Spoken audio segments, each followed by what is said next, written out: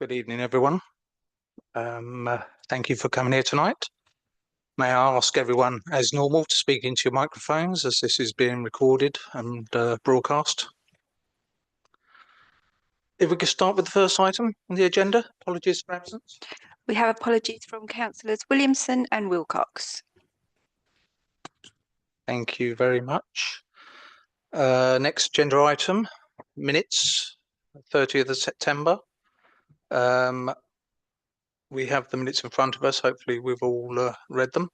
May I have a proposer and a seconder, please? Proposer Sue, seconder Bob. Thank you very much. And a quick show of hands. Those in favour, please raise your hands. Those against and abstentions. One abstention. Thank you very much. That's carried. I've got no announcements today, other than the fact that obviously it's a well-attended meeting, so we're going to probably push late into the evening. So just try and obviously keep everything as succinct as possible if you can. Declarations of interest. Are there any declarations of interest relating to tonight's agenda? No. Okay, thank you very much for that. The first item then really, the External Auditors Report 24/25. Is this Paul? Yep, okay, thank you. Thank you very much. So this may feel fairly familiar territory for members, as a couple of months ago I shared the equivalent of this report for 23/24. So the good news is this now means that we're all caught up for up to 24/25 with all of the value for money work that we're doing. It also means of the three statutory deadlines that the council has to do with the accounts and the audit throughout the year. The first, obviously, being to produce the accounts by the 30th of June. The second is to have this with you and then up on the website by the end of November. That's two for two so far in terms of meeting deadlines. I think after half a decade of not meeting any, it's pretty good going so far. And the final one will be the backstop in February, which is also on track to be met in terms of finishing for the year, and 24/25 being the year where the council has been back on track in terms of being able to meet those deadlines. You may recall when in September, when I shared the messages in the 23/24 version of this report, I said that the period of time between 23/24 or between September and now means that we would have no expectation that the recommendations that were raised earlier in the year would have been dealt with, but what we have done in here is to update where the council's got to in terms of progress, and our working understanding is that in the 25/26 report, which will be this time next year, a lot of that will have been implemented, and we can report on how that's gone for that. What we've also done with this report is updated in terms of the financial position, taking 24/25 into account specifically. I think it's fair to say that since with the new chief finance officer in place, there's a good understanding, I think, of the finances that's being demonstrated to us in terms of the council's position, and indeed where do the risks sit and what are the actions that need to be done. And there's a consistency of thinking, I think, in terms of what's needed, which is encouraging to see. In terms of the work that we've done over the 24/25 position and some of the future look, some of the concerns we had in 24/25 go away because there are plans in place that they're addressed in 25/26, and that's in particularly the minimum revenue provision and how much is provided on an annual basis. The best way of summing up why that's important is that if it's sufficiently prudent now, it mitigates the risk of longer term financial, whatever the opposite of resilience is, financial instability in the future. And I think that the plans for that are encouraging. The measure that remains, I think, which is puts the council as a slight bit of an outlier, is just the size of the debt compared to its capital financing requirement. And I know there are considerations taking place at the moment as to what to do with that. What's the best way of dealing with it? It means that there's relatively limited wriggle room, I guess, to deal with unexpected shocks over the next few years, because taking on more debt could be challenging. But the other measures that are in place and planned for 5/6, I think certainly de-risk it to an extent, because and in particular the increase in the minimum revenue provision.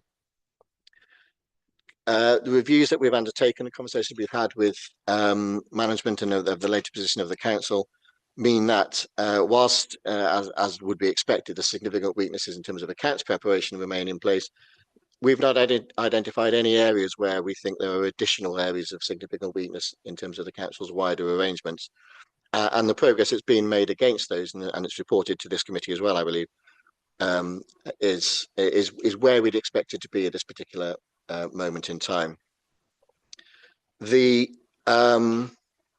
report also touches on the wider environment, and particularly local government reorganisation, which is going to increasingly, I guess, dominate proceedings over the next couple of years. What we've put in here is some thoughts, really, and suggestions for consideration in terms of what may be in the council's best interests for East Herts over the next few years, at some point when the reconfiguration is known, and when it's known sort of what the future direction is and what the council is going to be part of going forward. There may need to be a consideration of, well, does it remain the best thing to do, given that the council will be part of a wider environment? And I think that's not necessarily anything, that's not a deficiency I'm raising there, that's just a sort of reflecting of how the thinking may need to be taken into account over the next few years. The National Audit Office has signalled its intent to add to the scope of the value for money work starting from 25/26, and are minded to put in place additional criteria that, as auditors, we will need to consider. Essentially, so I mean, in the report, the blue boxes of what we considered, they're the National Audit Office current criteria. They're all remaining, but there'll be some additional ones related to local government reorganisation specifically, and some of it, both in terms of financial sustainability decisions and in terms of governance. So next year we'll also be covering those, and they'll be in our plan as we report to you in the new year, what we plan to do for 25/26. The other part of our work is the opinion side of things. So the backstop date, whilst the deadline for this is end of November, the backstop date, as you know, is February. We'll be reporting in detail in February in terms of the financial statements position. Martha, I'll hand over for briefly sort of share with you where we are in terms of that financial statements audit, so you have a sort of the full picture of where the audit is at the moment, and then we can take questions. Thank you so much, Paul. So we are in the process of finalizing the 24/25 file, and we have the hope of presenting our report in February, just before the February deadline, which is the 27th of February 2026. We had initially planned to work on management overrides, which entails testing journals, and we wanted to test current assets and current liabilities. However, the council is still in the process of undertaking their finance capacity review. So there's been some lag in terms of getting that work done. But we have managed to catch up with management in terms of what we intend to do for 31 March 2026 accounts. And we are hoping to implement the build back, which is basically work to build back the assurance. So we intend to test some areas, some movements back to the last clean opinion. The process of rebuilding back the assurance consists of basically the qualitative aspect of which is a risk assessment, evaluating any key changes in the council, any personal changes, the timeliness of the protection of the accounts, which obviously the council has improved on. And we're also going to look at the quantitative risk assessment, which involves testing movement in reserves back to the last clean opinion. The build back work will entail auditing some movements like PPE, additions, reclassifications, and so on back to the last clean opinion. So that's the nature of the work that we are going to perform in the next current year. Yeah, so that's everything. Thank you. So the to close off, in terms of next steps, it will be obviously the formal reporting of where we get to with that. 25/26 then is where we then hit with gusto. The intention for 25/26, assuming that we continue the record of the accounts being produced on time, would be full balance sheet, full income and expenditure audit in the year, and the commencement of the build back over some of the disclaimed periods of some of the missing assurance as the start of that journey to get back to the clean opinion, which I shared in the September meeting in terms of those colourful diagrams that we had in place. Happy to take any questions that members may have on any aspect of what we've discussed today or our wider work. Thank you, Paul, and thank you, Martha. Comments, questions from the members and the independents? Sue? I just wanted to say thank you for everyone's hard work on this, and we're in much more positive position now than we were even 6 months ago. It was a bit of an adversarial relationship with the previous auditors, and it feels like more of a partnership. I don't know if council officers feel the same. Just say thank you very much for your hard work on that. Thank you. Any more questions, or Bob?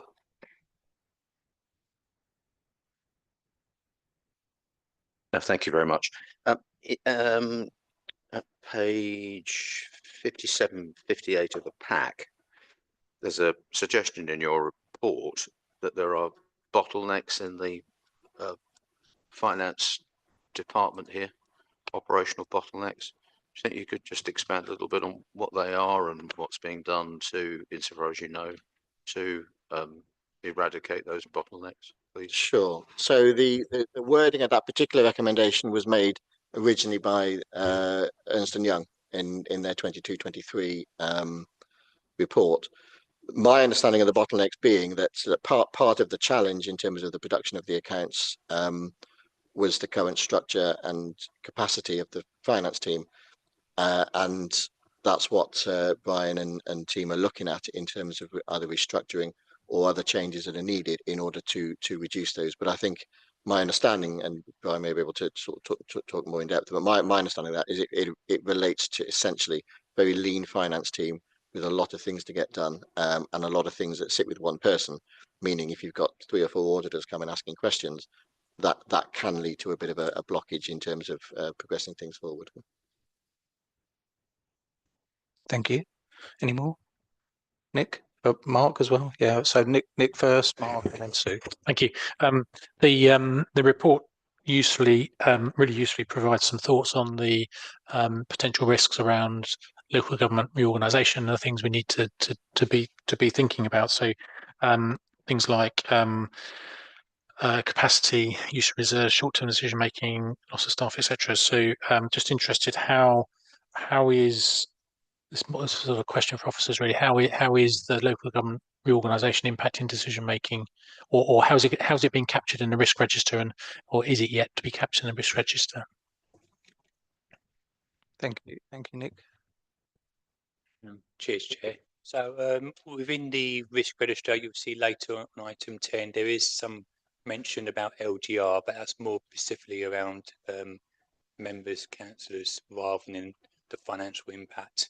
In relation to financial impact, we don't know entirety yet what that will be until obviously we know what the outcome of the government decision around what 2, 3 or 4 unitaries that will happen in Hertfordshire.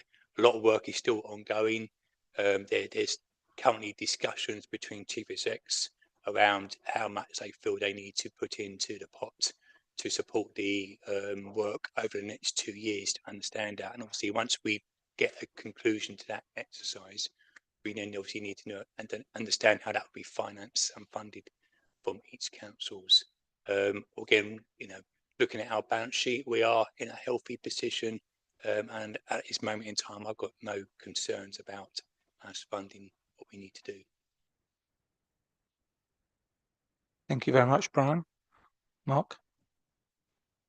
Thank you. Yeah, echo the councillor's points around the relationship. Does seem a lot better. So I think that's a good thing. You mentioned, maybe it's a question for the officers, but the comment was around there seems to be running out of wriggle room, which I guess many councils are. I mean, what's the thoughts and plans around ensuring that wriggle room lasts, or looking for new wriggles, etc.? Again, within the last MTFFP that came out in October, that went to executive and was obviously on the papers tonight for members to look at. We do need to find savings over the next 5 years of about £2.4 million. I believe the MTFP that went up is a robust piece. We did a lot of work to make sure we are picking up as maps of the assumptions are being as robust as possible, as well as trying to identify as maps of the pressures. We are going through a process at the moment to find those savings for 26-27, and a paper will be coming to members in early January to consider those options, where a balanced budget will be presented to members. Thank you very much, Sue. Thank you. Another couple of comments on the looming reorganisation. One of them's not as much a monetary risk as it's a very wise words in your report, particularly around a risk around the loss of corporate memory as a big concerning set up the unit to authorities. And I wonder how council mitigates against that risk, because it could have big bearings on the future of this authority and going forward into the setup of the new one. And mentioning also there's a managing transition of this scale would demand significant leadership capacity to identify potential benefits and strategies. It may also require expertise beyond the council's usual operational capabilities, and that really infers that that's a big cost involved in that. And I wonder if those two elements, how they're being looked at the moment and going forward. So yeah, as I mentioned, there are currently discussions going on around how much funding each authority in Hertfordshire will need to put towards this in 26-27 all the way up to 28-29. Those discussions still ongoing. Obviously, the plans that was presented to members at council a week or so ago, and executive last week, identified what the obviously one-off costs will be associated with moving to a unitary. Obviously, until we know what type of unitary we're moving to, would then determine how much cost we would need on each of those. Again, chief execs are working extremely hard to understand what they need to do now, between now and when the government will release their announcement on Hertfordshire. Obviously, there are work streams going on, not just with the chief execs, but also with finance, with HR, with IT, with property. So work is progressing, but obviously we can only do so much work until we know what we are actually working to, and we won't know that until July time next year. Thank you. Any more, John? Just interested in the governance side of things. I noticed in the summary there are significant weaknesses in governance in relation to the council's procedures supporting production, and I wondered what impact that would be having on our residents or our ability as a council to make decisions.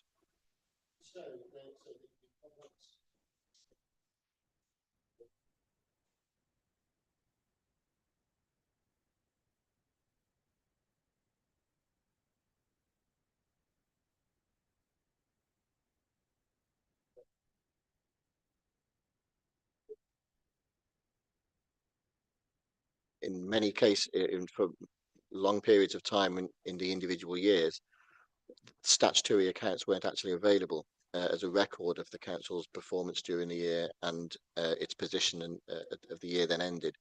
It would have sat in the finance director's head, or the then finance director's head, but it wouldn't have been available, and importantly, wouldn't have had any form of external assurance or review of those figures. So if there were any errors in those particular figures, they would never have been looked at and wouldn't have been public anyway. It also meant that the statutory obligations the council has to share their accounts so that taxpayers and local residents can review the accounts and inspect the accounts, see where their council tax is being spent.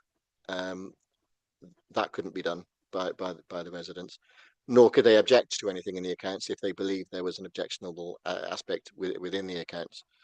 So, and ultimately, it feeds through into the decision making. The decision making will have been increasingly being made in the absence of any form of external statutory assurance over the figures to date. in terms of the council's performance. So the impact would have been it increases the risk of error, increases the risk that there's hidden financial risks that weren't being identified, reduces the transparency significantly to the taxpayers that are funding the council, and denies them their statutory rights to inspect the accounts and to raise objections if they wanted to.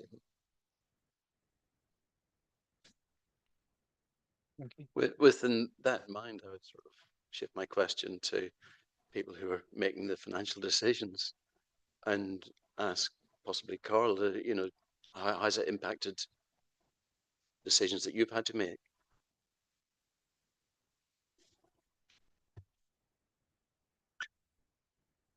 I think yeah, I'm just getting my head around the question actually, but I think we're obviously working with sorry, can you just repeat the question exactly? Well, I'm being told here that it would impact your ability to make decisions, and the lack of clarity or lack of awareness of what was going on from a governance point of view, and Okay. it would sit in your head. Yeah. Maybe it So didn't. I think obviously what we're talking about now is historical information, and I think obviously you have a set of accounts that sort of recorded for a previous year, but then things move on, and you're always working with current information. So what's happened in the past doesn't necessarily affect what you're deciding at the time because you're working with newer information. So I'd say no, it's not been particularly a problem. Can I just add there that obviously the 24-25 accounts was published within the timescales, and that we brief the portfolio holder on a fortnightly basis with any potential issues or pressures or concerns that we have as myself and Carl. We also try to now make sure that monitoring reports are coming to members within 2 months of that period for each quarter, so that members are now receiving up-to-date information based on the latest forecast that we are projecting. Thank you. Thank you. Thanks. Any more questions? Oh, sorry, Carl. Yeah, I have a question about minimum revenue provision. Obviously, in 24-25, we had quite a big capital investment in Beam, and I'm guessing that is included in the borrowing figures, but because of the rules of MRP, it doesn't get MRP applied until it's complete. So would that have affected the ratio that's in the benchmark? And is that one reason why the benchmark is not being met? It's certainly, yeah, it would be a factor, certainly. And what we do, so there's two aspects to the MRP. In the audit side, we will be auditing it in detail to verify the calculation, to assess whether it's been done in accordance with the law and in accordance with some of the regulatory requirements. For the purposes of this report, what we do is look at a higher level and apply some relatively simple and fairly blunt financial stress tests. One of which is if your MRP provision in a year is less than 2% of your opening capital financing requirement, then it indicates that the provision is insufficient. And that's been the case for a number of years. Next year, it catches up. Sometimes there's a bit of a timing issue in terms of Beam, but that wouldn't explain it fully. The lack of provision that's been in place over the past few years. Thank you very much. Any more? Any more questions? No. I'll just ask one more though, Paul. I'm sorry. Do you envisage over the next, because of the local government reorg, do you envisage any change at all to your scope and whether the terms of your engagement will be able to adjust for it? Yeah.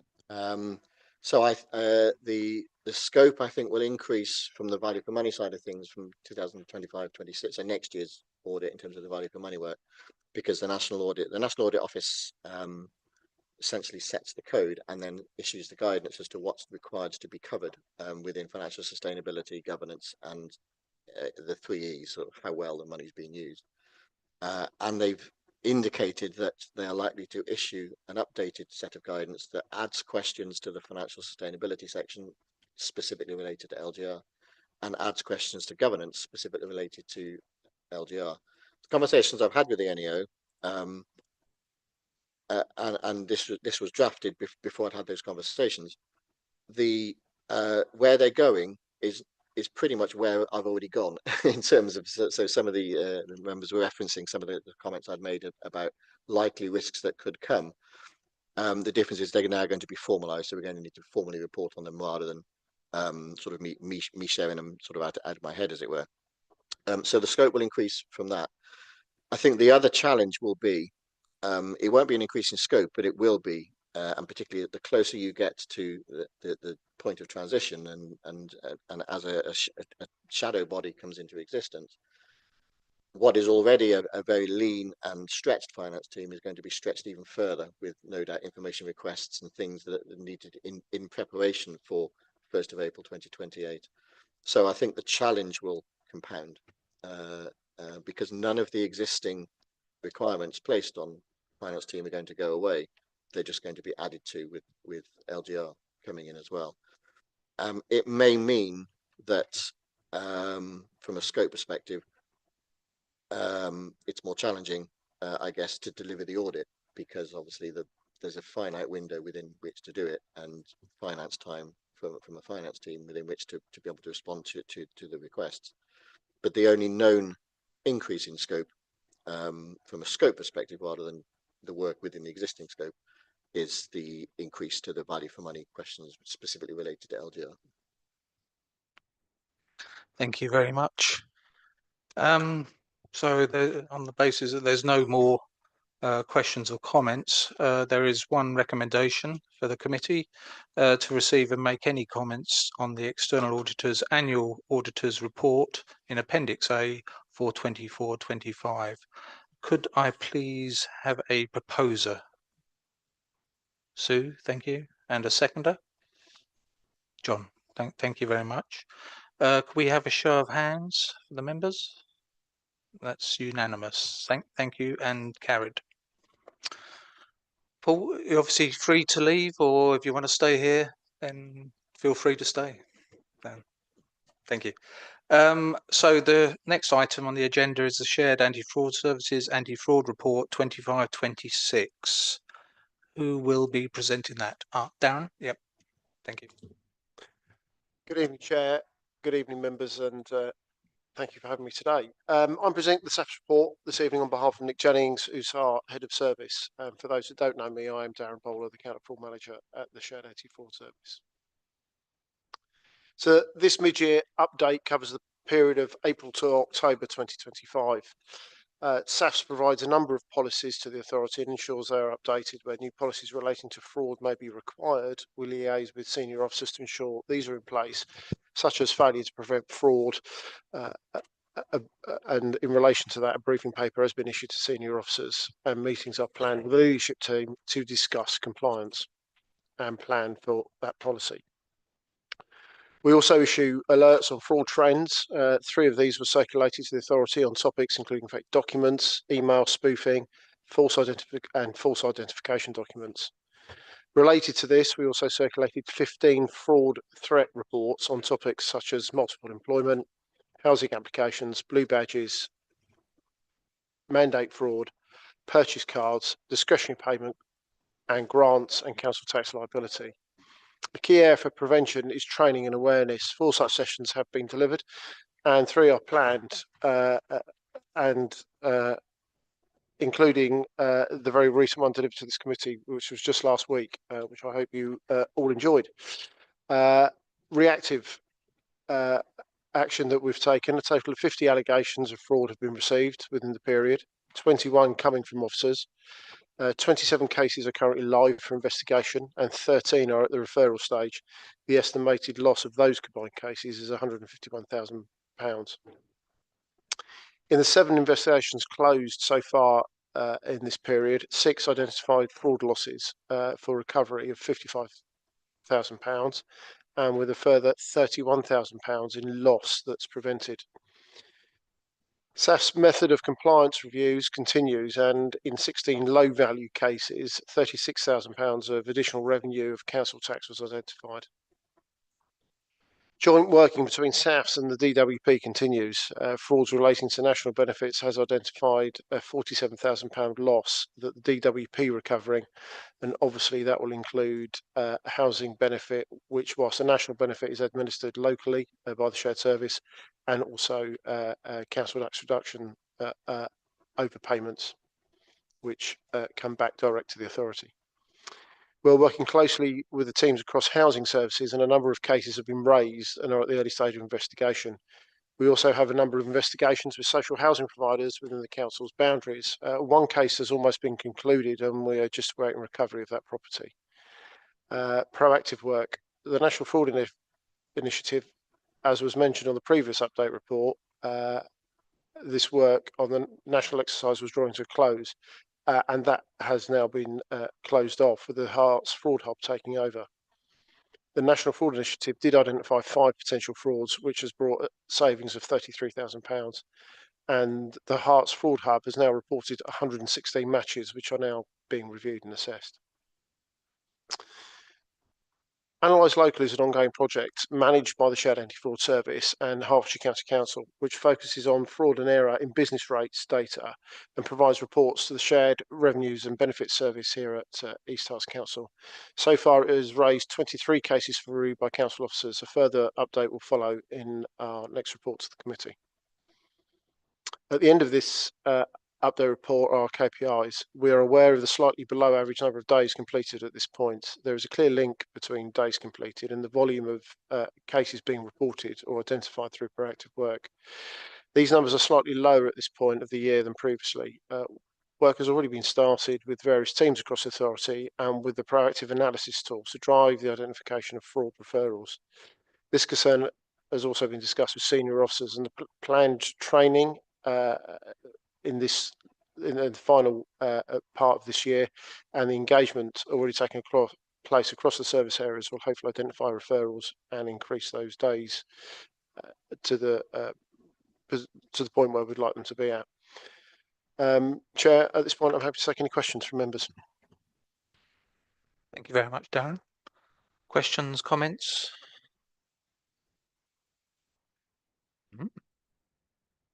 I think you've been quite lucky here. So, okay, on that basis, assuming that there's no comments or questions, there's one recommendation. It is to note the progress by officers and the Shared Anti-Fraud Service to deliver the anti-fraud plan for the council. Can I please have a proposer and a seconder? Proposer Bob, thank you. A seconder, and Sue, thank you very much. We have a show of hands. Those in favour? That is unanimous and carried. Thank you. You're obviously free to stay, I'm sure you know that. So next item, the Shared Internal Audit Service Progress Report.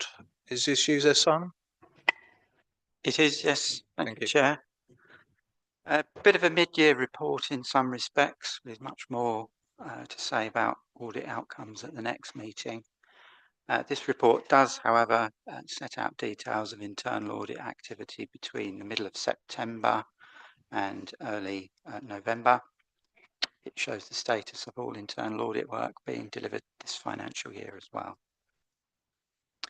Paragraph 2.2 shows the outcome of a Parks and Open Spaces audit that's been finalised, including the associated assurance level and a number of recommendations. Paragraph 2.3 summarises the status of all audits included in this year's work programme. It basically, at this point of the year, shows a spread of work in progress, and that there are several more audits due to be started in the coming months. There's more detail on the individual status of planned work in appendices A and C of the report. Paragraph 2.6 refers to outstanding high priority audit recommendations. These are shown at Appendix B, with just the one outstanding recommendation from the audit of premises licensing. This recommendation relates to the efficiency and effectiveness of fee administration and collection. and it has a revised implementation dated next month. Paragraphs 2.7 onwards to 210 shows our performance indicators and how we currently stand. Just to confirm to members that we don't perceive that there's any risk to delivering an annual assurance opinion at the end of this financial year. That's the headlines for me. Thank you, Chair. Thank you very much, Simon. Any questions or comments, please? Sue? Just want to say thank you for your continued good work.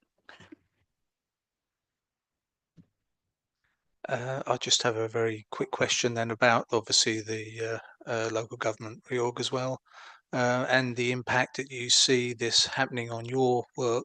Is it likely to have any issues or increase in workload?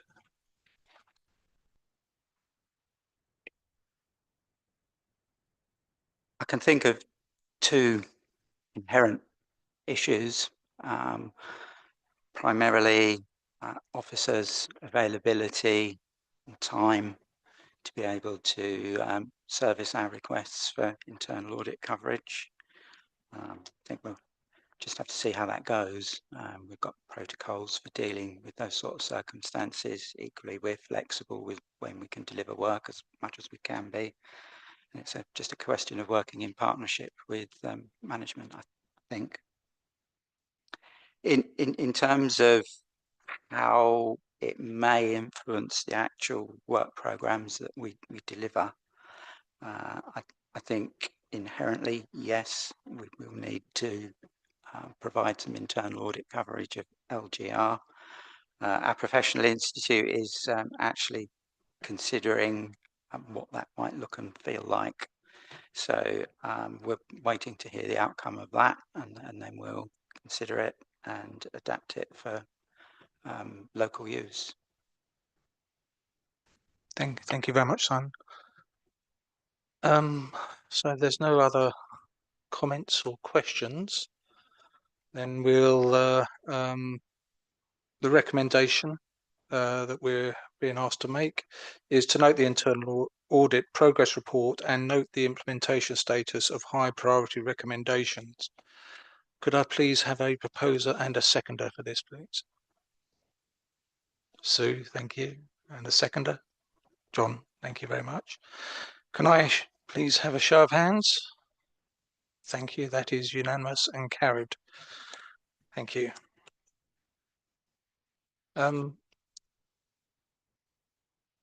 Sorry, just bear with me for a second. Yes. So item 8. Now you're finished, haven't you? You can feel free to go or stay, whatever you feel like. So agenda item number 8, section 106 update report and 24-25 infrastructure funding statement. Is this you, Jackie? Thank you very much, Vicky. Good evening, everybody. I'm pleased to present the annual report on the East Herts District Council Section 106 that has been collated by the Section 106 Programme Manager. Before I launch into the full spiel, I would like to thank the Section 106 officer, Jackie Bruce, for her diligence in managing the collection and distribution of the Section 106 funds and her excellent report this evening. So, on to the report. This provides an update on the East Herts Section 106 financial contribution identification, collection and allocation, plus information on the 2024-25 infrastructure funding statement, which is at Appendix A of the report. While the report notes the proposed new planning legislation changes and the new National Planning Policy Framework, members will be updated and briefed on any changes to Section 106 as and when these are known as a result of the legislative changes. Worth noting, however, that recent legislative and policy changes have required the collection of new financial contributions in addition to the contributions identified in the local plan and associated supplementary planning documents. These are Biodiversity Net Gain, or BNG, is now obligatory, with set obligations and contributions payable towards BNG provision and ongoing monitoring. The Council is also now required to collect a Hatfield Forest Mitigation Tariff contribution of £540.07 per dwelling from any new development within the 11.1 kilometre zone of influence of this ancient woodland to mitigate the increase in visitor numbers. Further information on the collection, use and transfer of these new contributions was provided in the report.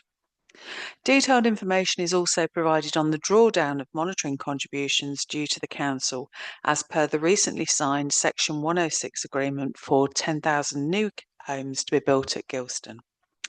Section 106 financial highlights are covered within paragraph 3.35 of the report, providing an overview of historic Section 106 contribution collection and allocations from the 1st of April 1996 to the 31st of March 2025, with details of the total amounts of contributions received, spent, allocated and unallocated. The chart in paragraph 3.39 provided shows the total amounts collected and allocated over the last 6 years. An explanation is provided on the 2024-25 figures in the report. While detailed information on Section 106 and infrastructure's funding statement for this financial year 2025-26 is due in the next report to Audit and Government in a year's time, which I'm sure you're all eagerly awaiting, members should note that paragraph 3.44 gives a brief update on the contributions collected and allocated to date this financial year up to the end of September 2025. Moving on to the annual infrastructure funding statement, members will be aware East Herts Council is bound by legislation to produce and publish an annual summary of the income and expenditure of the financial Section 106 contributions collected by the Council as the Annual Infrastructure Funding Statement, or the IFS. The Infrastructure Funding Statement must be published on the Council's website before the 31st of December each year, and the final version is attached as Appendix A to the Section 106 update report for your consideration. This 6th infrastructure funding statement produced by East Herts Council provides detailed information on Section 106 for the last financial year 24-25 in a format as required by legislation, but the highlights are as follows. New Section 106 agreements. There were 11 new Section 106 agreements signed in 24-25, providing circa £4.213 million in identified East Herts Council financial contributions. This includes 1.84 million in monitoring contributions and 2,534 new affordable housing units. It should be noted that these figures include the maximum monitoring and the minimum affordable housing due from the 10,000 new homes in the Gilston villages. Total historic contribution information is provided on page 9 of the IFS, and this gives further details on total income, expenditure and allocated / unallocated contributions from the 1st of April 1996 up to the 31st of March 2025. The 2024-25 contributions collected, which was a total of £2,472,323.34, which is obviously very important, was received from 32 contributions triggered for payment from 9 individual Section 106 agreements. If you want to see the details of this, it's on the IFS page 9. 2024-25 contributions allocated, a total of £1,733,114.25 was allocated and spent on 33 individual projects or identified uses from 61 individual contributions from 38 Section 106 agreements. Detailed information on the individual uses and projects funded and the contributions allocated can be found from page 114 onwards of the IFS. A new Appendix 2 provides detailed information on the contributions allocated to each use or project, which makes it easier to see which contributions were used for each specific use or project funded. Finally, the reports provides information on Section 106 income generation and information requests received. Members should note that the monitoring contributions and Section 106 status confirmation letter fees go to support the Council's internal budgets. So, any questions? Thank you very much, Vicky. Questions, comments? Okay, Bob and then Mark. I have a not so much a question, a comment really. My sense dealing with residents and indeed parish councils is that people don't quite realise that the Section 106 allocation gets taken up and allocated. So generally there are people out there that think there's 106 money available when in fact it isn't. So I appreciate your reports in the public domain through the papers this evening, but I would just wonder if you could send it to the parish councils, because I think quite a lot of this inquiry finds its way through the parish councils. I think it would help the town clerks to realise that there really is very little, as it were, free money available to play for, if that could be done. Thank you, Bob. Chair. Jackie. Chair, can I just respond? Several years ago, I did attend the parish council's committee conference and actually provided training to them and information. But I'm very happy to actually supply the information to all the new town and parish councils. I do work very closely with the town councils as well, but happy to do that. Jackie, I'm aware that they deal with you, you deal with them, and it's absolutely tickety-boo. But if this could be provided annually as you produce it here, I just think, I know it would be very helpful. I think we're happy to do that. And also if the parish councils want it, obviously we have the planning town and parish council forum. I'm happy to include Section 106 training within that if parish councils want it. Thank you, Mark. Yes, couldn't see the report, but does any monies have to be given back to developers, etc.? Because they don't necessarily, the authority or hasn't been able to spend it for whatever reason. I don't believe that we would ever try and give money back. So everything is done possible to avoid it. Sue. I was going to ask that, and also what the time frame for allocation spending is. It would be good to know what that is. It's quite a long time, isn't it? Yeah. It depends on each individual Section 106 agreement. Okay. Generally, it's 10 years to actually spend the contribution from the date we receive it rather than the date of the legal agreement. So, as we all know, developments take quite a while to actually progress to the triggers of payment to us at East Herts. Yeah. So we do have a significant amount of time to actually spend and allocate the funds. Just a word of caution, some developers actually prefer 5 years, which does make it a little bit more imperative to use the funding as soon as possible from receipt. I was going to open by saying a lot of the parishes, councils in my ward are very grateful to the money from S106 money, particularly Aspendon Parish Council. They got use back of their green, which is very good, and various maintenance things. I was going to about allocation and spending also, where you have delays in phased development, what problems that causes to you in keeping monitoring and keeping track of where you are with payments and deadlines.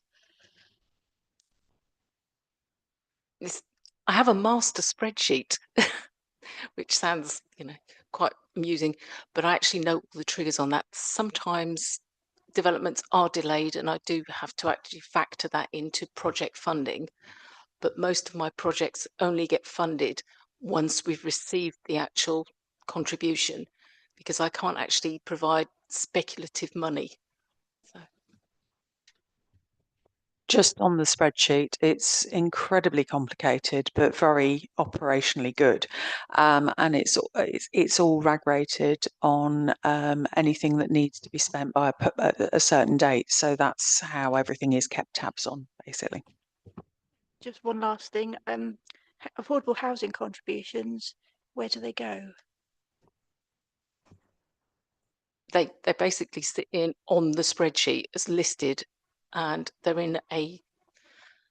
My colleague in finance actually looks after them for me, but we are working with Jonathan Gill, the director of housing, actually on a project to use the contributions. We have actually previously used some for specific affordable housing projects in collaboration with social housing providers. I think mine is announced various ones where we are charging a social.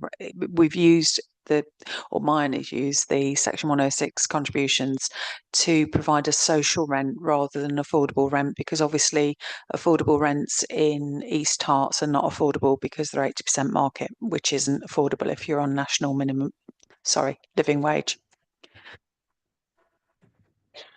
Thank you, Bob. Thank you. I'm sure this wasn't intended, but I didn't think you quite answered Mark's question.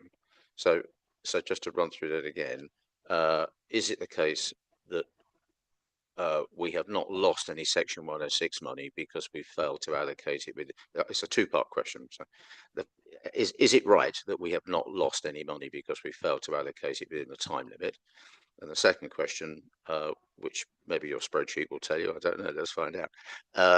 In money terms, how much money is within the last year of the time limit period?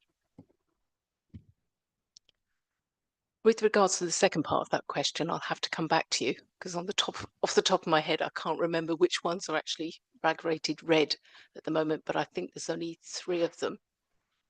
With regard to actually refunding, since 1996, we have only refunded 1 contribution, and that was actually because the requirement of the wording of the contribution could not be fulfilled. So there was no way we could actually use that contribution for what it was identified for. So working with the developer, it had to be returned. Okay, any more? Oh, so yeah, Chris and then Carl. This might be a bit dark question, but I think I'll ask it anyway, just because looking at the figures, I'm not sure where we account for inflationary pressures.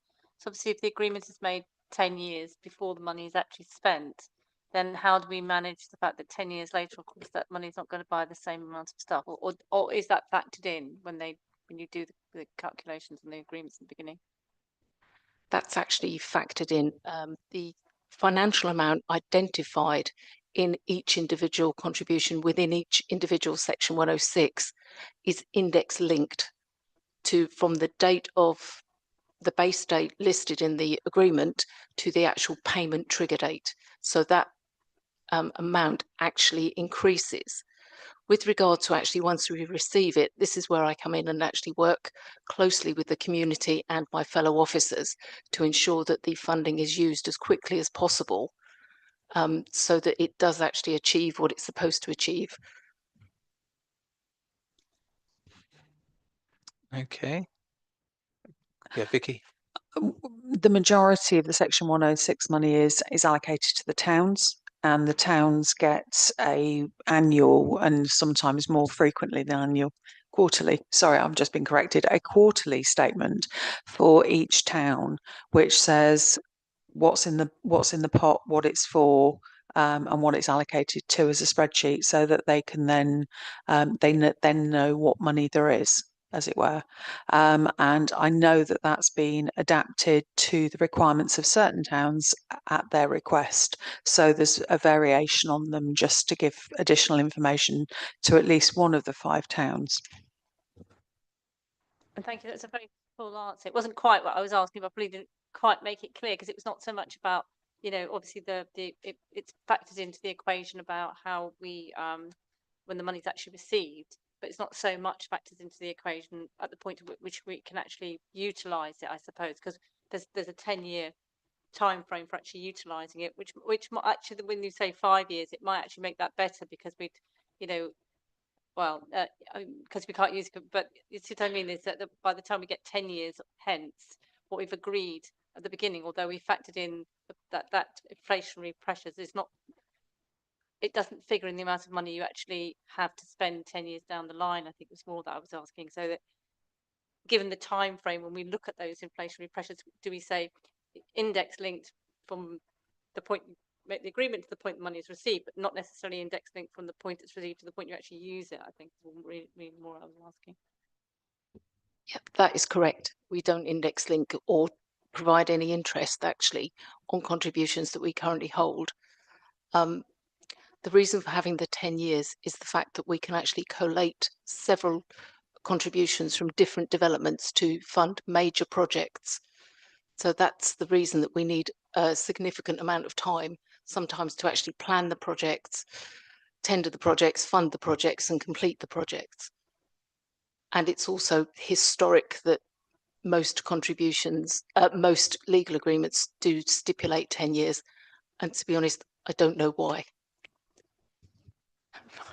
I mean, I suppose then we'd have to kind of accept that the amount of money we actually receive for a project at the point at which it can be utilised is going to be less than the project was originally budgeted for, just because of the time delay. It depends on how quickly whoever it is spends it. So there are some contributions that come in and get spent within the year, and there are other contributions where either the town or the parish council doesn't quite get to the point where they want to be doing it. So yes, if somebody waits 10 years before using the money, then it is going to be 10 years deflated from what was originally there. But generally, most of the bigger projects, it's a roll up of various different pots that come together. But this is why the Section 106 officer encourages towns and parishes to spend it as quickly as possible, because then it's not de-inflated. Can I just also add that the legislation has changed, and now in new Section 106 agreements, we actually have to list an identified project. The contributions that I've got that are heading towards their, in effect, repayment date are historic ones where they're more general. So they just say for parks and open spaces in an area. And this is where I've actually had to work very closely with parish councils to actually find projects to use the funding for, because it's not an identified project in the contribution. And the flexibility of that has been quite difficult to actually spend the money with. Thank you there, Carl. I think you may have almost just answered my question there, because I did notice there's only 3 outstanding amounts that are identified as unallocated, and I have memories that this is much lower than normal. And I did wonder, is that because of the change in legislation? Yes, it is. And the figure is a lot lower this year because I've been working very hard with the identified organisations to actually use the funds.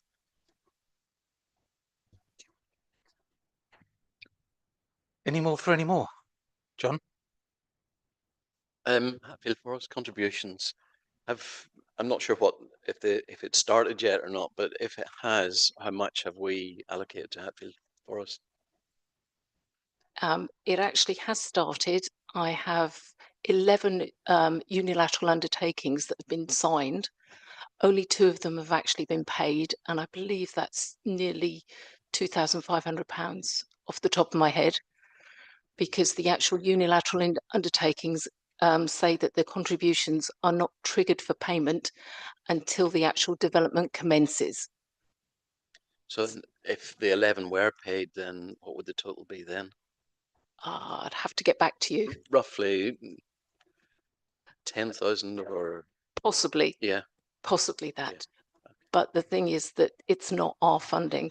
I'm literally a collection authority for Natural England. Yeah. So. Thanks. Thank you. Any more comments, questions? No, that's good. Thank you very much, Jackie and Vicky. We've got one recommendation to note and comment on the contents of the report. 24-25 infrastructure funding statement. Can I please have a proposer and a seconder? A proposer, John, and seconder, Sue. Thank you. A show of hands, those in favour? That's passed unanimously. Thank you very much. You can go if you want, stay if you want. Thank you.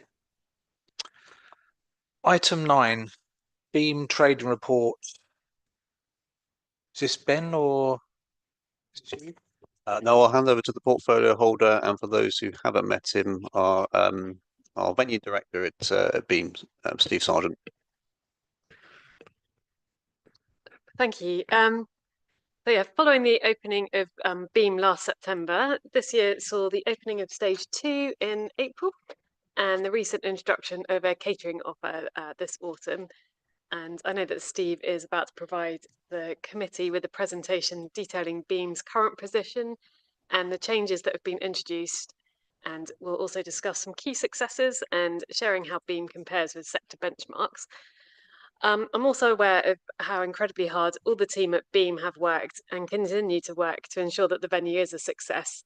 And I'm certain that as we approach Christmas, workloads will only get busier, especially in the lead up to school holidays and pantomime season.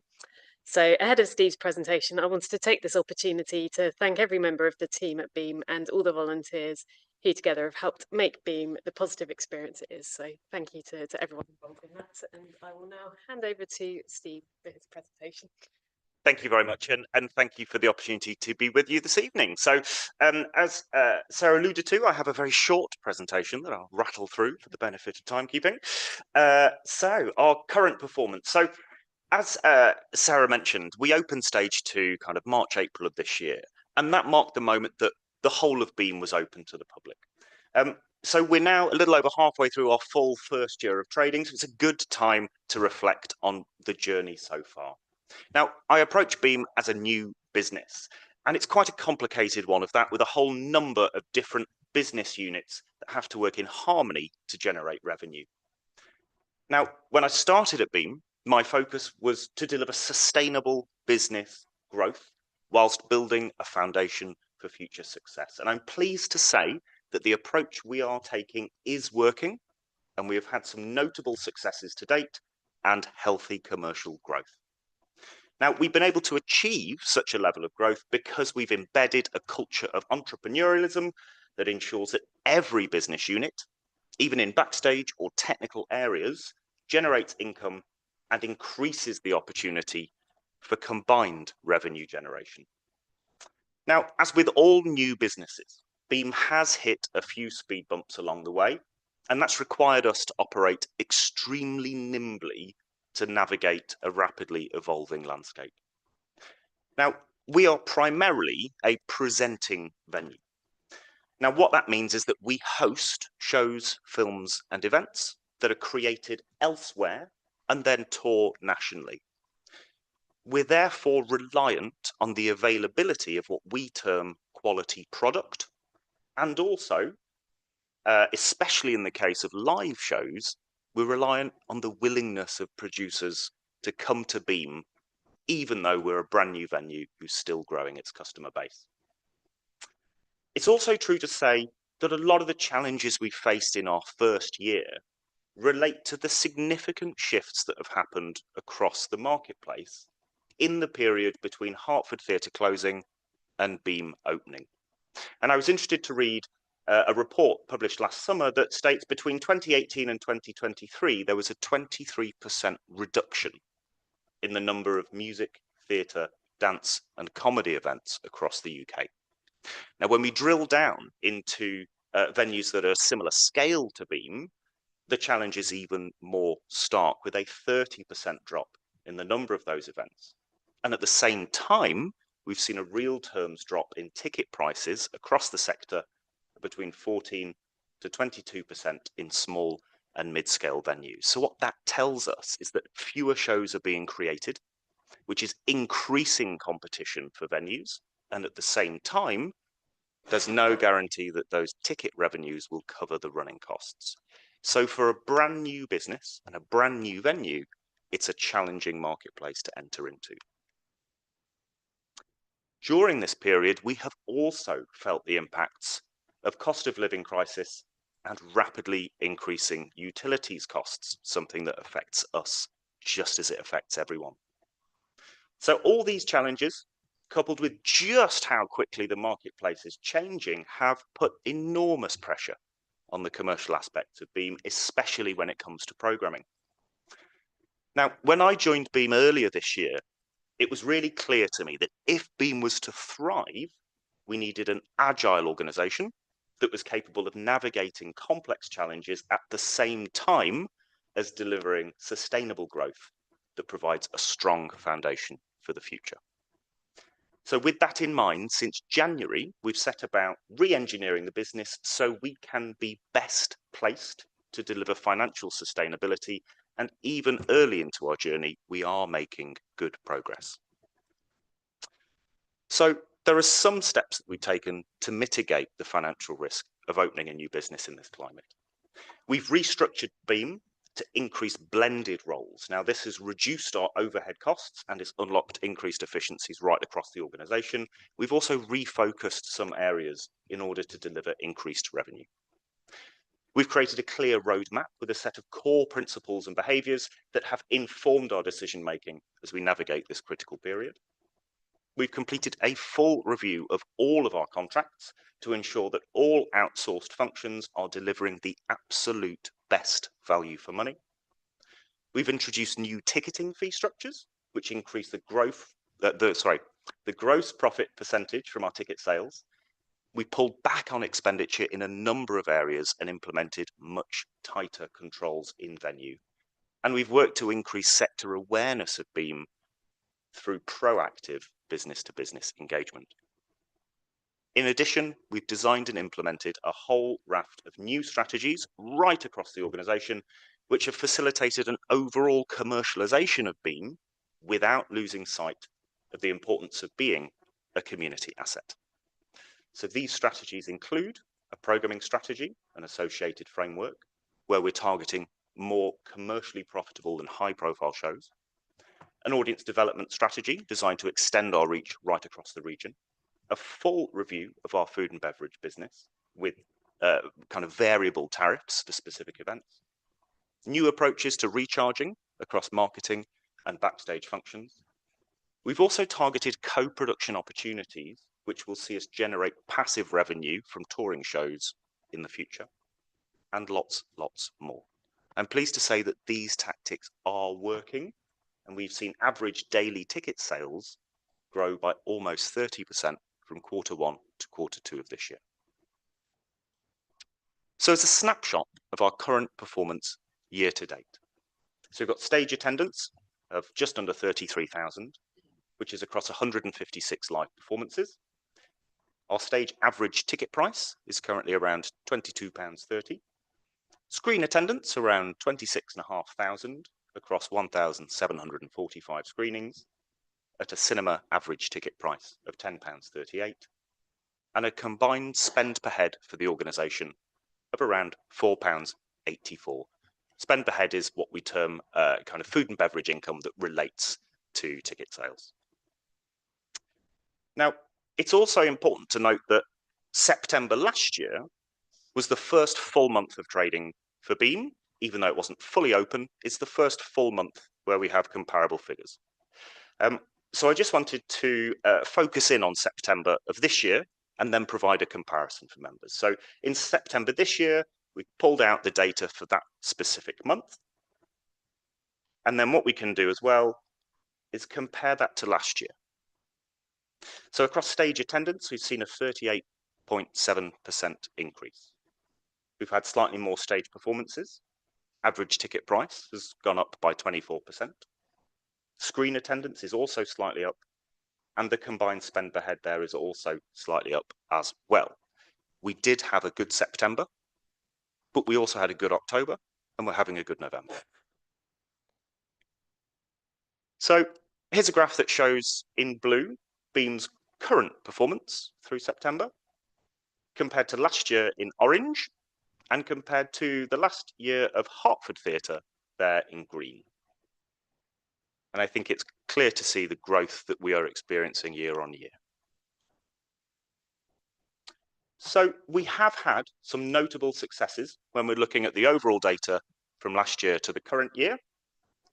That includes spend per head growth of 24.5% or thereabouts year on year. Average ticket price growth of 12.8% year on year, which, coupled with the changes we've made to ticketing commissions, is having a really positive impact on our financial sustainability. And we've also seen our audience growth grow substantially. Sorry, audience reach grow substantially. So when Beam first opened, around 70% of our customers travelled to us from our 3 most local postcodes. The overall average distance travelled for that period was around 4.5 kilometres. Currently, after our work to expand our reach across the area, now 57% of people come from our closest 3 postcodes. So that amount has reduced quite substantially. And the average distance travelled to get to us is now 11.5 kilometres. Now that's really good news for the area because we are bringing in audiences from much further afield who are spending money in local businesses. I think it's also a good moment to compare where we currently are against some sector benchmarks. So we've just come through our quietest period in summer, and we don't yet have the finalised figures for our current quarter. But even so, Beam is currently achieving 58% occupancy for our stage programme. So that's across both stage 1 and stage 2. And that's versus a regional theatre benchmark of 62%. Now that 62% is based on a full year of trading, which we don't currently have data for yet. But as a brand new business to only be slightly behind established venues, I think is testament to the fact that the tactics we're implementing are working. And I think we can feel reassured by that as we head into a busy Christmas period. We're also tracking close to sector benchmarks for average ticket price, with regional benchmarks around £23.80, and we're currently achieving £22.30. Now, we work hard to balance premium ticket pricing with pay what you feel events to ensure that every member of this district is able to access live arts and culture at Beam. In cinema, we're also seeing really strong performance. So according to the Independent Cinema Office, the usual occupancy percentage for cinemas like Beam is around 50 to 20% across the programme, and we're currently seeing a really strong 21% occupancy across the film programme. So, future outlook. There's no doubt that the marketplace is challenging, but there is a lot to look forward to. So across stage, sales for Blood Brothers, which is visiting us next year, are extremely strong, and we've already sold around 1,700 tickets for that show. Beauty and the Beast, which we are currently in rehearsals for, and I'll be heading back to after this, is already shaping up to be absolutely fantastic and promises real production quality and wow factor to our audiences. We're also delighted to be co-producing with the award-winning Rifco Theatre Company on a national tour of Frankie Goes to Bollywood. This is one of those shows where we sell services and expertise to a production company that isn't venue-based, and in return, we get income from those services and expertise and a royalty from future sales of that show as it tours the UK. So a really good opportunity for us to generate passive revenue and at the same time to grow our profile nationally. So across screen, we are being recognised at industry level for our broad and successful film programme, and we've been featured in BFI publications. This Christmas, it's looking really, film programmes looking really popular, and specially themed Christmas events are already programmed and performing well. We've also launched a new strand called Flashback in direct response to audience feedback. Our cinema programmer Patrice was also awarded a place on the Reach Strategic Audience Development Programme from the ICO, which is allowing us to accelerate our audience growth in screen. So again, another really positive thing to note. Across social, we have successfully launched a hot food offer at Beam, and we're measuring the performance closely. We've welcomed back Mount View Theatre School to our spaces. Mount View deliver a musical theatre degree course from the spaces and facilities at Beam. And we've launched Beam Amplify, which is a new strand of activity offering inspiring workshops and courses led by industry professionals. So, in summary, despite marketplace challenges, we are successfully navigating the landscape, and the team are working tirelessly to implement a robust commercial strategy that balances financial sustainability with accessibility for residents. Now we are successfully stabilising. The focus is moving to our next phase. We now have a detailed understanding of Beam. We know what the opportunities are, and we know a lot more about the landscape within which we operate. As a result of that, we are refreshing all of our strategic plans, refreshing all of our long-term forecasting in order that we can continue to deliver excellence for audiences, visitors, and residents alike. Now, the level of growth we have achieved, we are pleased with, particularly as a brand new business in a challenging marketplace. And that, I think, is testament to the exceptional hard work of the team at Beam, who are committed to doing everything possible to making Beam a resounding success. Thank you. And now, yeah, welcome any. Yeah, thank you very much, Steve. It's very exciting times. Questions, Chris? I'm just going to come back to the idea of a brand new business, because obviously, although the Beam is fantastic, don't get me wrong, I am a regular customer. I've been to City Loads. I think it's an amazing resource. But it's not exactly a brand new business as such, given that the Hertford Theatre was there beforehand, and I was a big user of that one as well, and went to similar productions and used it in a similar way. So I don't know that we can define it as a brand new business as such. In that we're not trying to attract a whole new audience to a resource that wasn't there before. We're going to bring back people who previously used Hertford Theatre, I think. Yeah, so you're right that we are bringing back some people who used Hertford Theatre, but we are also welcoming a significant proportion of brand new bookers, and bookers from much further afield than Hertford Theatre ever did. But also Hertford Theatre had a very different type of programme and didn't have dedicated cinemas. So we are welcoming a brand new type of audience, particularly for cinema. And also the type of shows that we're welcoming at Beam now are of a much larger scale, things like Blood Brothers, than Hertford Theatre was able to accommodate. I think it's also true to say that having such a significant closed period meant that we aren't starting from the moment where Hertford Theatre closed. We are starting from a completely different standpoint, with a completely different building and a completely different programme. Yeah, I mean, I would agree that the programming is very good and it's definitely more dynamic than what was there before.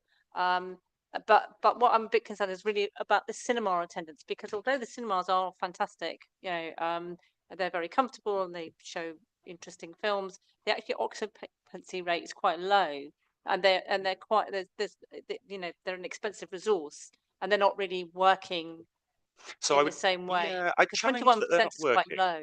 Yeah, it's higher than industry benchmarks. And I think that's the thing that's really important to say, is that actually when we're looking at occupancy percentage across independent cinema as a sector, we are achieving more than would be expected of a similar cinema anywhere else in the country. So although on paper 21% sounds low compared to every other comparable cinema, we're actually bucking the trend. And speaking to colleagues and peers from across the cinema sector, they're surprised at the level of growth we've achieved so far, and surprised that we are achieving such, in their eyes, high occupancy kind of levels, given that summer particularly was an intensely challenging period for the cinema sector. Yeah. So although 21% is low, I would absolutely challenge the kind of assumption that that's a marker of failure. I think actually it's a marker of success compared to Okay, others. so it wasn't quite what I was going to ask, but I'll kind of get to the point where I'm, which is that obviously that it's not that they're not, Beam isn't doing well. I mean, I've got a lot of time for it. I think it's brilliant. But I mean, ultimately, if the marketplace, particularly the cinema sector altogether, is at a very low level, it's not sustainable at 20% occupancy. Cineworld isn't actually sustainable. So what my real question was, given that it is a fantastic resource and it is seemed to be attracting people from a wider scope, what are the plans in order to try and improve the cinema occupancy? Because it is fantastic, and then it's actually marginally cheaper than going to a big multiplex. It's considerably more comfortable, but so it is a good resource. It is doing well in terms of occupancy, but not well enough to make it financially sustainable. And really, it's how are we going to improve that, really? So it depends on how you view the cinema program. If you view the cinema program in isolation, there may be cause for concern in terms of whether or not, as an independent offer, it is sustainable. But of course, it's not. The cinema program isn't in isolation. what the cinema program does is deliver, you know, tens of thousands of customers to our food and beverage and to our bar outlets, and that's where we make a significant amount of our revenue for the business. Also, I think it's important to note the kind of gross profit on ticket sales is significantly higher than for the stage kind of part of the program, where we are, you know, achieving between 45 and 55% profit on every ticket that is sold. The remainder of that goes back to the film distributors. So although ticket prices are lower, and although the occupancy percentage is lower, we are still, you know, selling tens of thousands of tickets from which we receive good revenue, and we are driving tens of thousands of customers to our bars and to our ancillary kind of sales points. I'm going to finish at this point, but given that it's a good resource because it makes more money than the theatre productions do. So if you can get them in through the door, it's worth more overall because they buy beverages. It's cheaper to run. There'll be greater profit margin. We'll go back to the original question: was what are we doing to improve it? So the short answer is lots. We are broadening out the film program. So we are a first release cinema, and work tirelessly to ensure that we are maximizing our ability to welcome first release films. So the core of the program is highly commercial. It's those first release blockbusters, but that's not the whole program. So over the next kind of period, we are we are implementing a number of ancillary programming strands to the cinema kind of area that include much more event cinema. So for instance, we will have programming strands that focus films on specific themes, and where there are specific themes, those will be accompanied by Q&As, by talks, by bringing in industry experts, etc. Event cinema is, over the past few years, has become kind of much more common across the kind of film marketplace, and as a result of the kind of extra elements of that event, it allows us to charge a higher price. It allows us, therefore, to make more money. Also, you know, it is a kind of a more enticing offer for customers and for audience members as well. So that's something that we're currently growing out more and more. We're also, we've seen good growth from kind of our other programming strands. So Flashback, for instance, is a new programming strand focusing on kind of films that may have been and gone, but are cult classics. And by responding directly to our audience feedback, and that's what they want to see, we're confident that actually that will give us another area of growth for the cinema program. Yeah, and there's a number of different strands to the cinema program that will facilitate that growth outside of the kind of core commercial mainstream cinema offer. So yeah, quite a lot.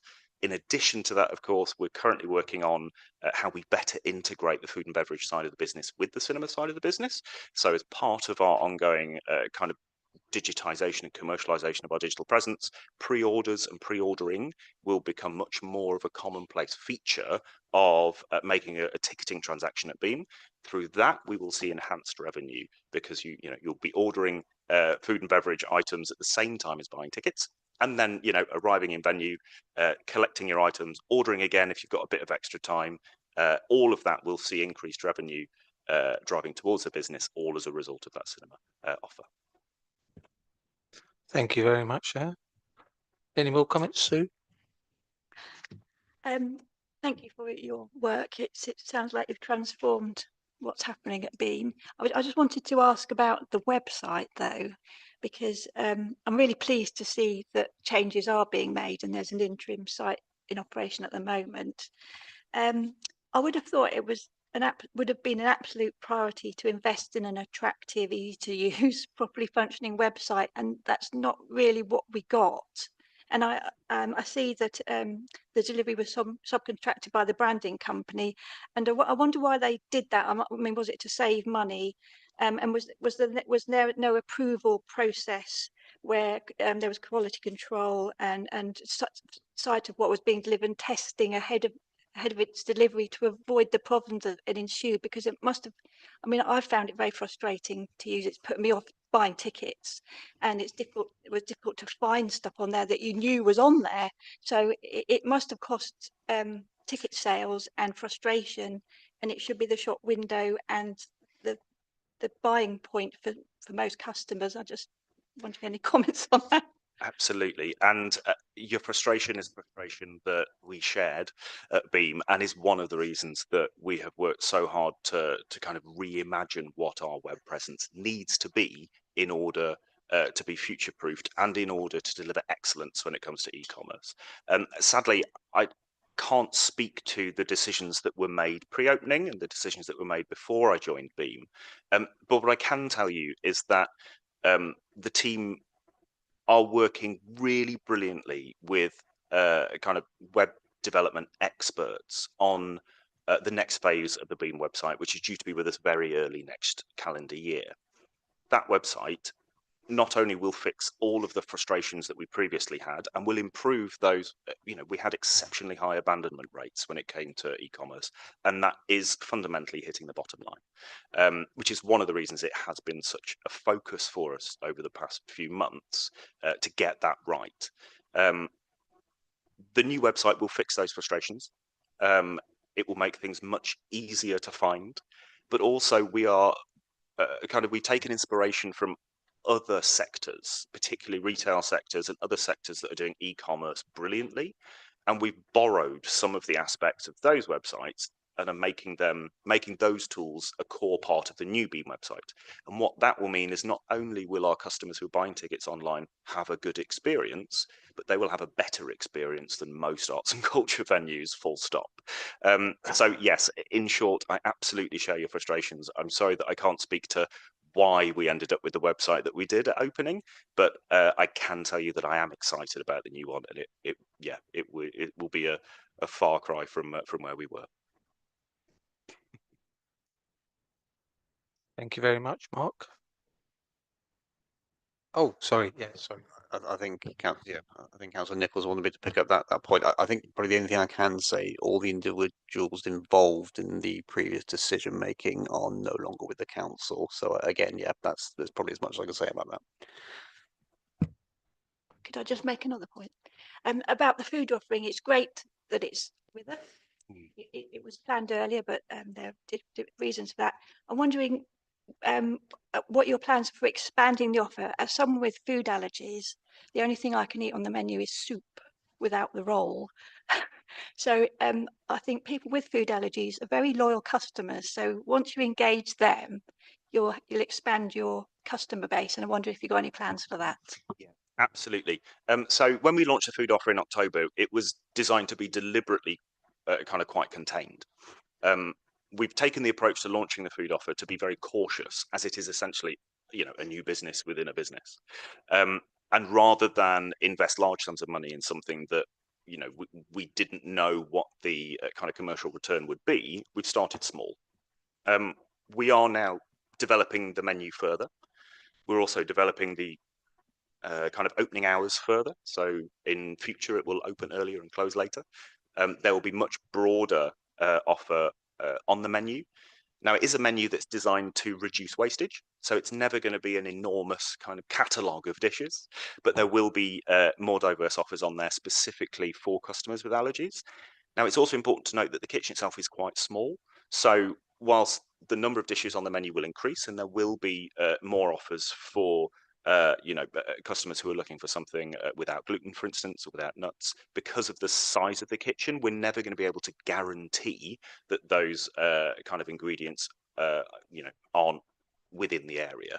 But yes, absolutely, you're absolutely right. That is the plan, and it's something that we're working on right now. Thank you very much, Mark. Thank you. Got 4 questions, if I may.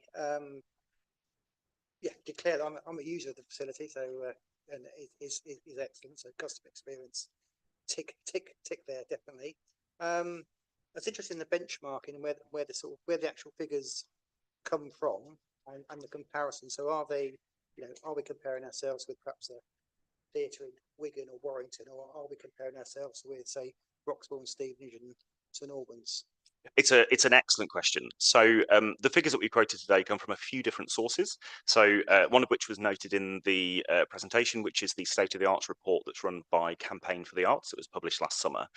In addition, there's been a recent report that's come out from TRG Arts, who are an independent consultant, that again has looked at a large number of venues. So we're not looking at kind of a small collection of venues. We're looking at hundreds and hundreds across the UK, and then those details are kind of delivered on aggregate. Generally speaking, when we're talking about scale, a small scale venue would be up to 400 seats, and a mid scale would be between 400 and 1,000. Now, Beam is kind of at the lower end of that, which is why we look at the figures for both small and mid scale, which is what we've seen today. But yeah, from kind of my perspective, those figures are the most current available to us, although I do note that a new report is imminent and was kind of trailed in the stage today, which is from another independent kind of research organisation. And that again is something that we will look into and will compare our current performance against. There has been quite a lot of research done, particularly post-COVID, on kind of sector recovery rates. So at the moment, there is a reasonable amount of benchmarking out there for us to compare to. But yeah, so that's predominantly where those figures come from, are those sources. Okay, thank you.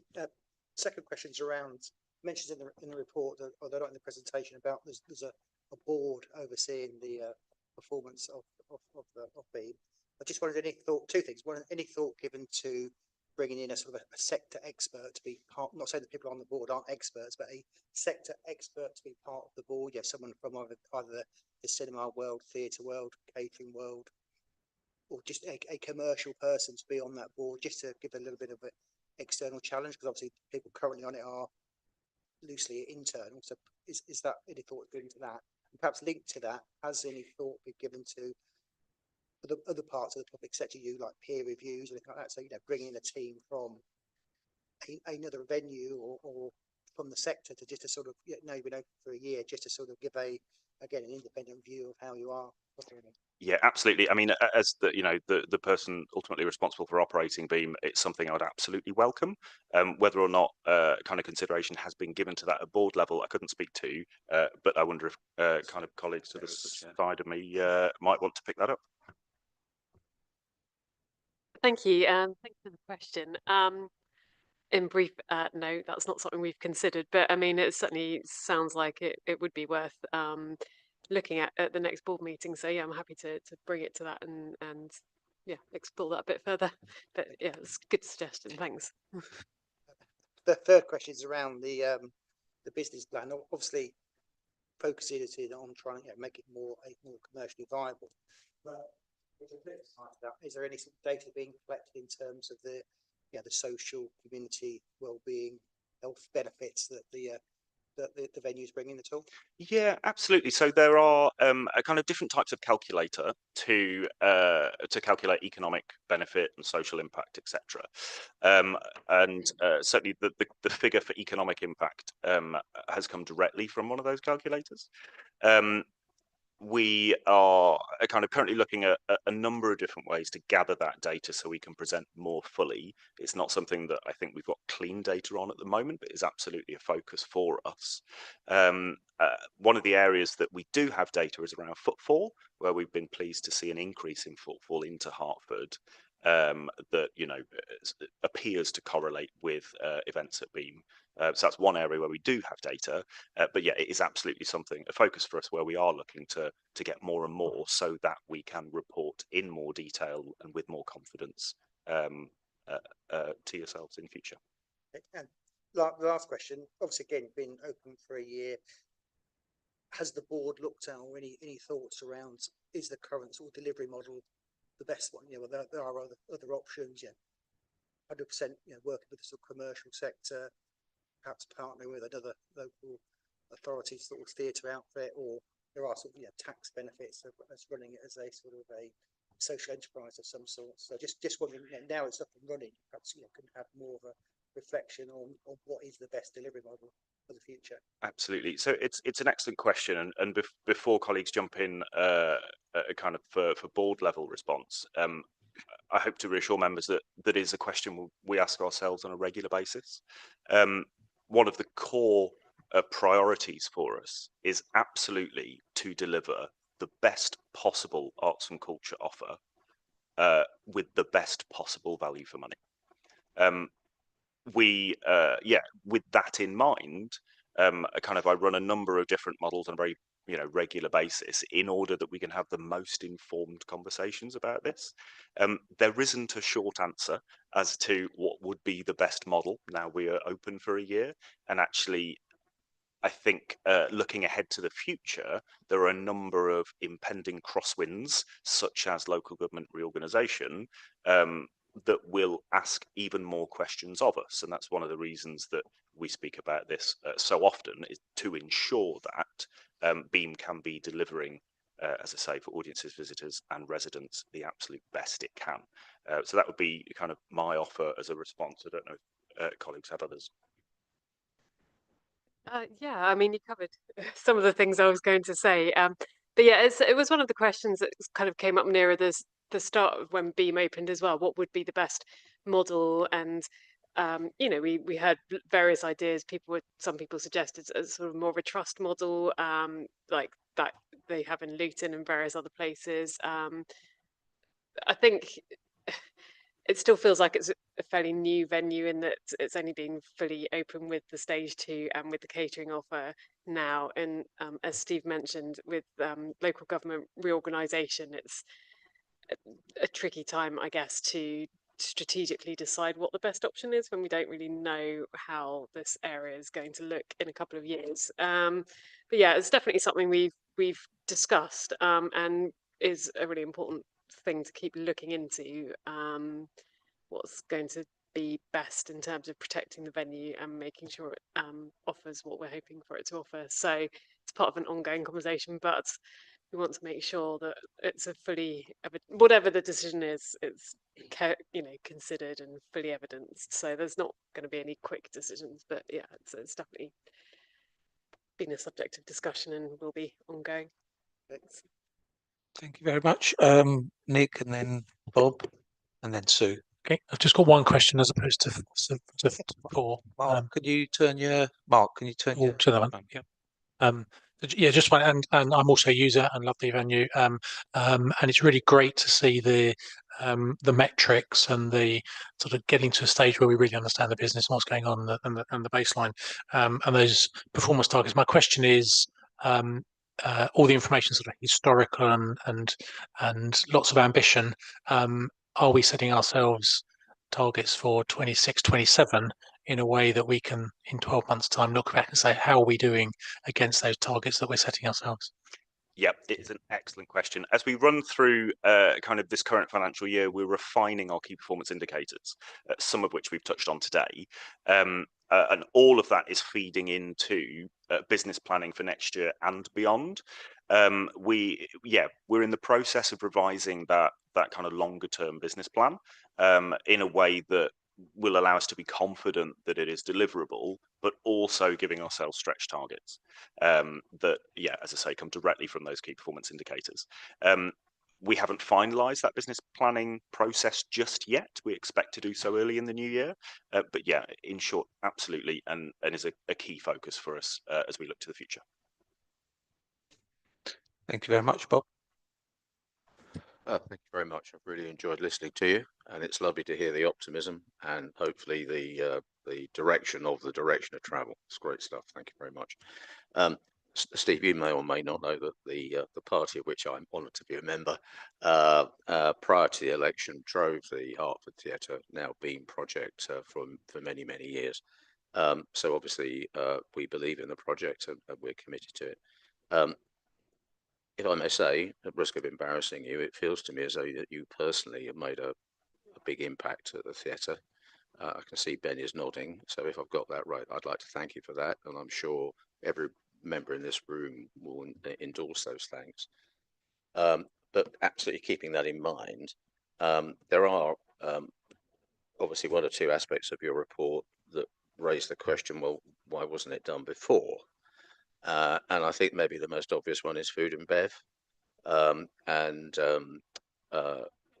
maybe so you can deal with the things that immediately come to my mind in one go. scheduling of shows, and the ticketing price issue.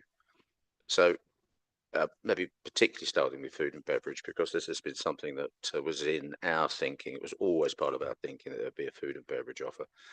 And even, I say even, most people who don't sort of operate in this odd world that we're in now have been visiting the theatre for quite a long time, saying, well, where's the food and bev?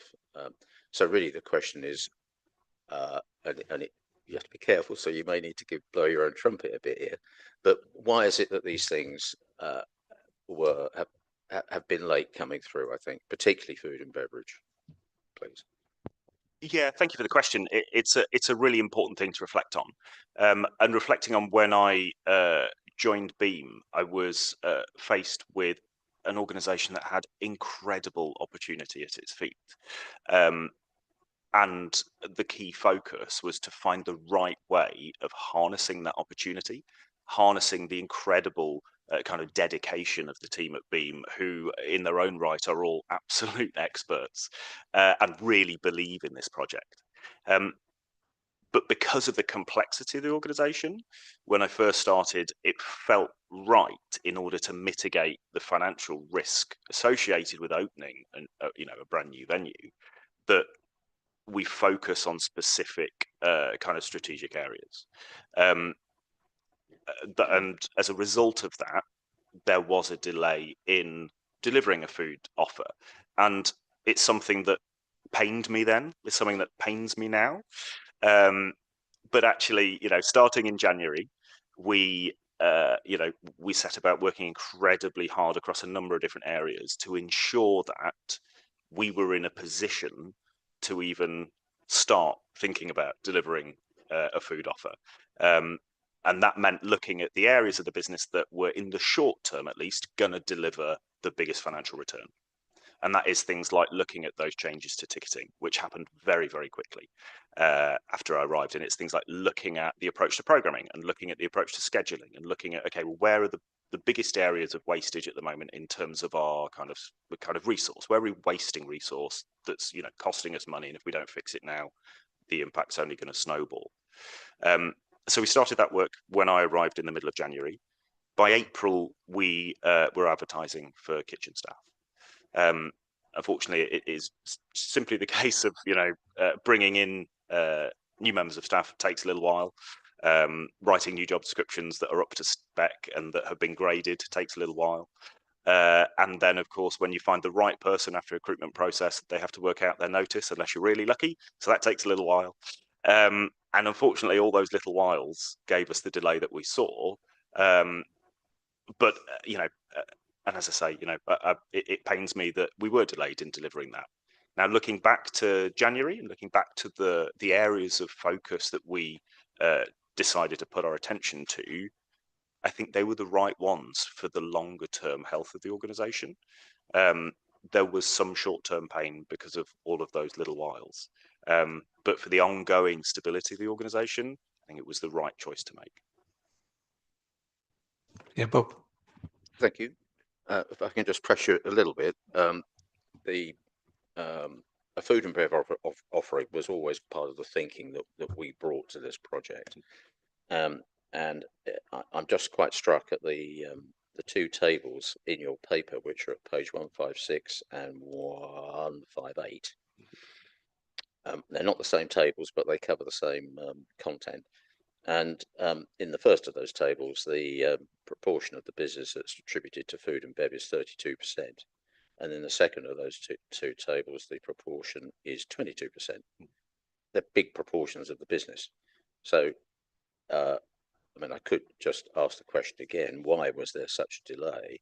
But it does seem to me that the delay was unfortunate, because this is a very big component part of the financial operation of the theatre. Yeah, so you're absolutely right. It is one of the key commercial drivers. But when it comes to food and beverage, it's actually the beverage side of it that is the key driver. So what we term wet sales are by far and away the largest proportion of our food and beverage income. Something like kind of 80% roughly of that food and beverage income will be wet sales. So it'll be sales of drinks over the bars, gin and tonics, your beers, etc., and also coffees during the daytime.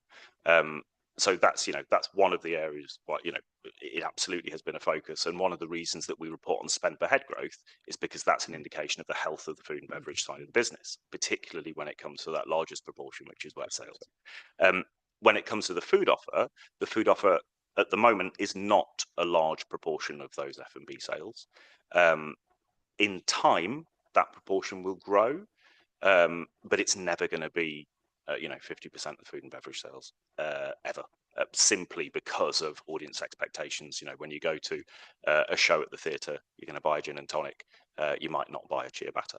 So that's kind of the world within which we're reporting those food and beverage figures. But absolutely, it is a focus for us. Now, in terms of the difference between those tables, some of that will relate to assumptions made around catering for conferences and delegate rates. We haven't been able to unlock that part of the business because of where we currently find ourselves in terms of stabilizing the business and in terms of resourcing. However, it is absolutely a focus for next year and one of the key areas where we expect to see significant growth.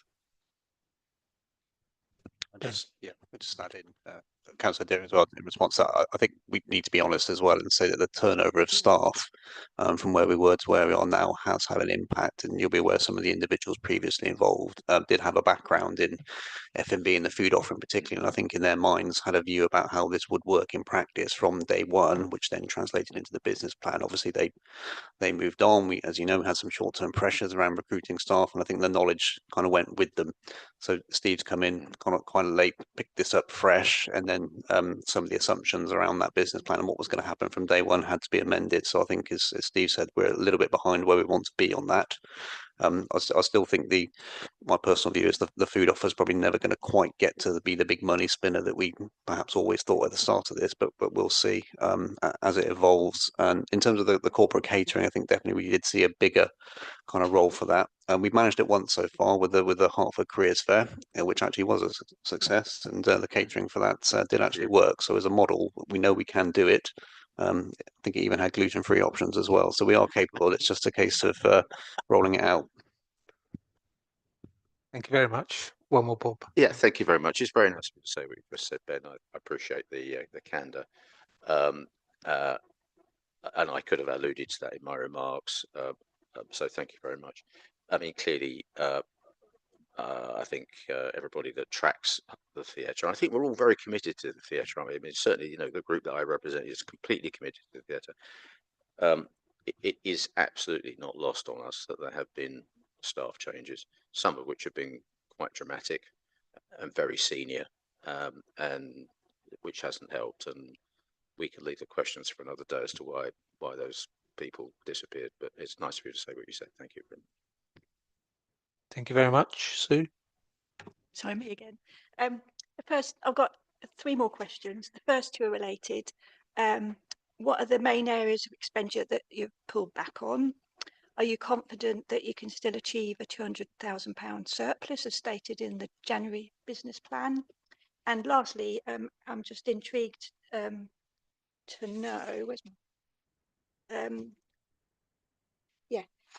how you are creating revenue from the backstage and technical areas.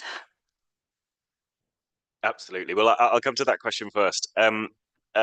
So when commercial shows visit Beam, we're able to offer them a range of services that make their lives at Beam much more efficient, much simpler, potentially save them money when it comes to contracting freelancers, etc.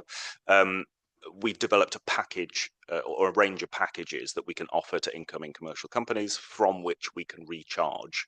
So we can essentially sell additional services to incoming companies in order to generate revenue backstage. And in terms of, sorry, forgive me, your other questions. What are your biggest cost savings you've made, and are you confident about surplus? Thank you. Yeah. So in terms of cost savings, a number of different cost savings. So when it comes to kind of looking at, as I said earlier, the contract review that we did, we've gone through every contract that was procured, pre-opening, assessed it on the basis of value for money, and we made a number of changes in order to pull back on expenditure there. We've set really strict what we call variable wages targets, whereby because we have a small team, we are supported by a casual workforce, and we've set quite strict targets on kind of the percentage of our ancillary revenue that can be attributed to casual expenditure. So again, that's an area where we pull back on expense comparable to the original business plan. We are also working with kind of PhD students from LSE in order to model the most efficient way to run the building so that we can achieve reduction in utilities costs, which is one of our biggest overheads, and a kind of a raft of other much smaller but equally important kind of cuts and reductions in expenditure and things like that that have allowed us to operate more efficiently.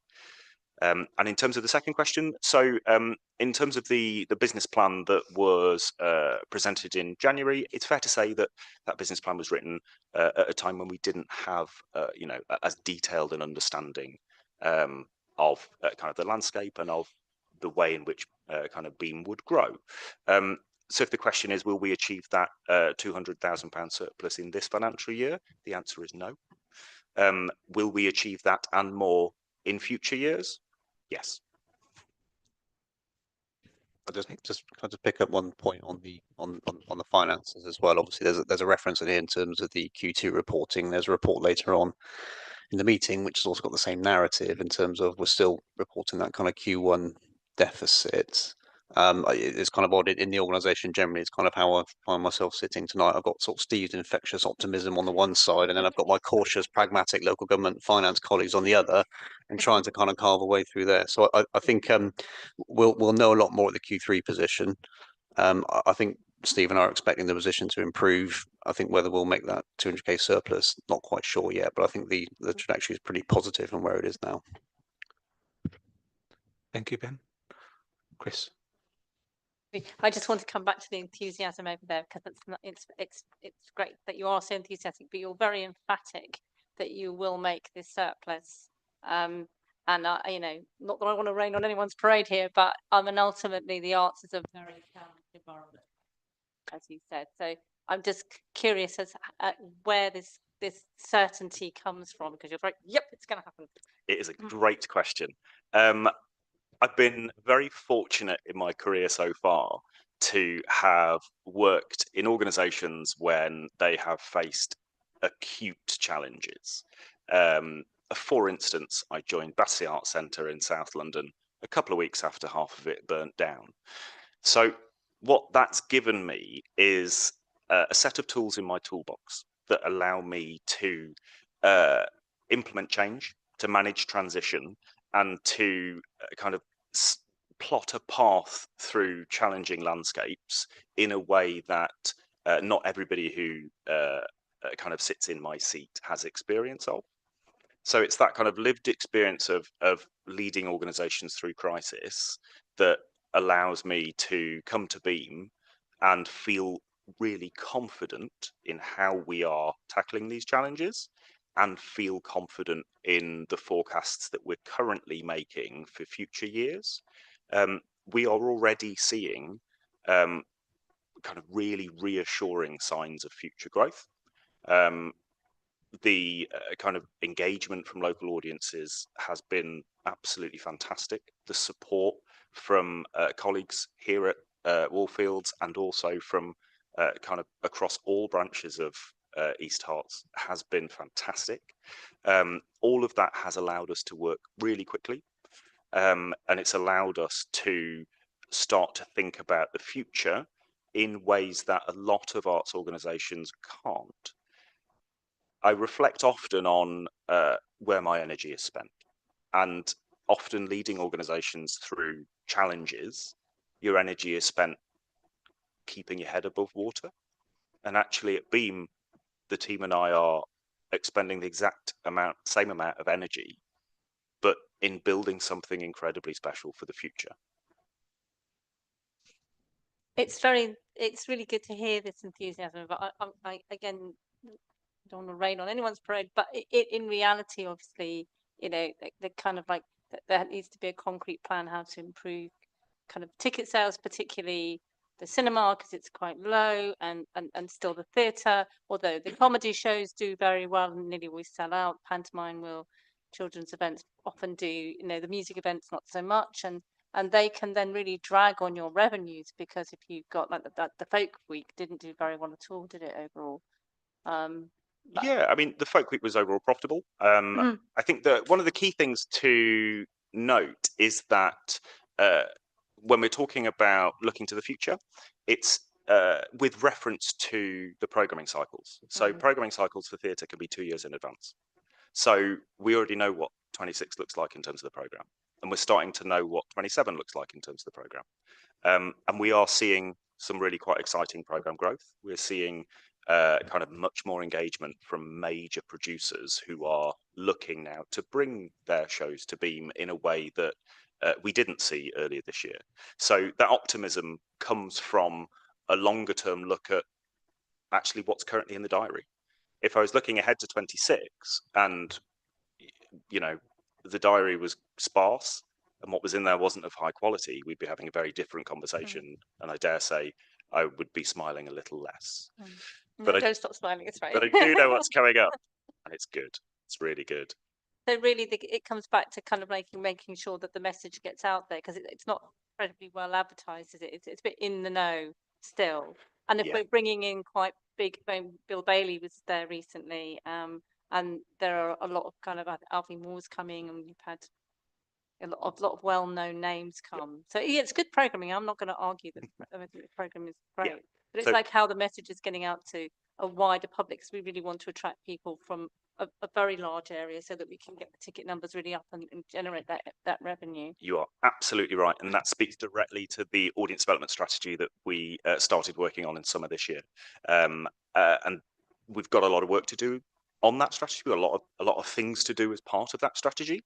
A big component of that is the commercialization of our web presence. The website is a large part of that. And there are tools that we're building into the website that will allow us to much more effectively market in a really impactful, targeted way right across the virtual space, which is our most impactful marketing tool at the moment. We haven't had those tools yet.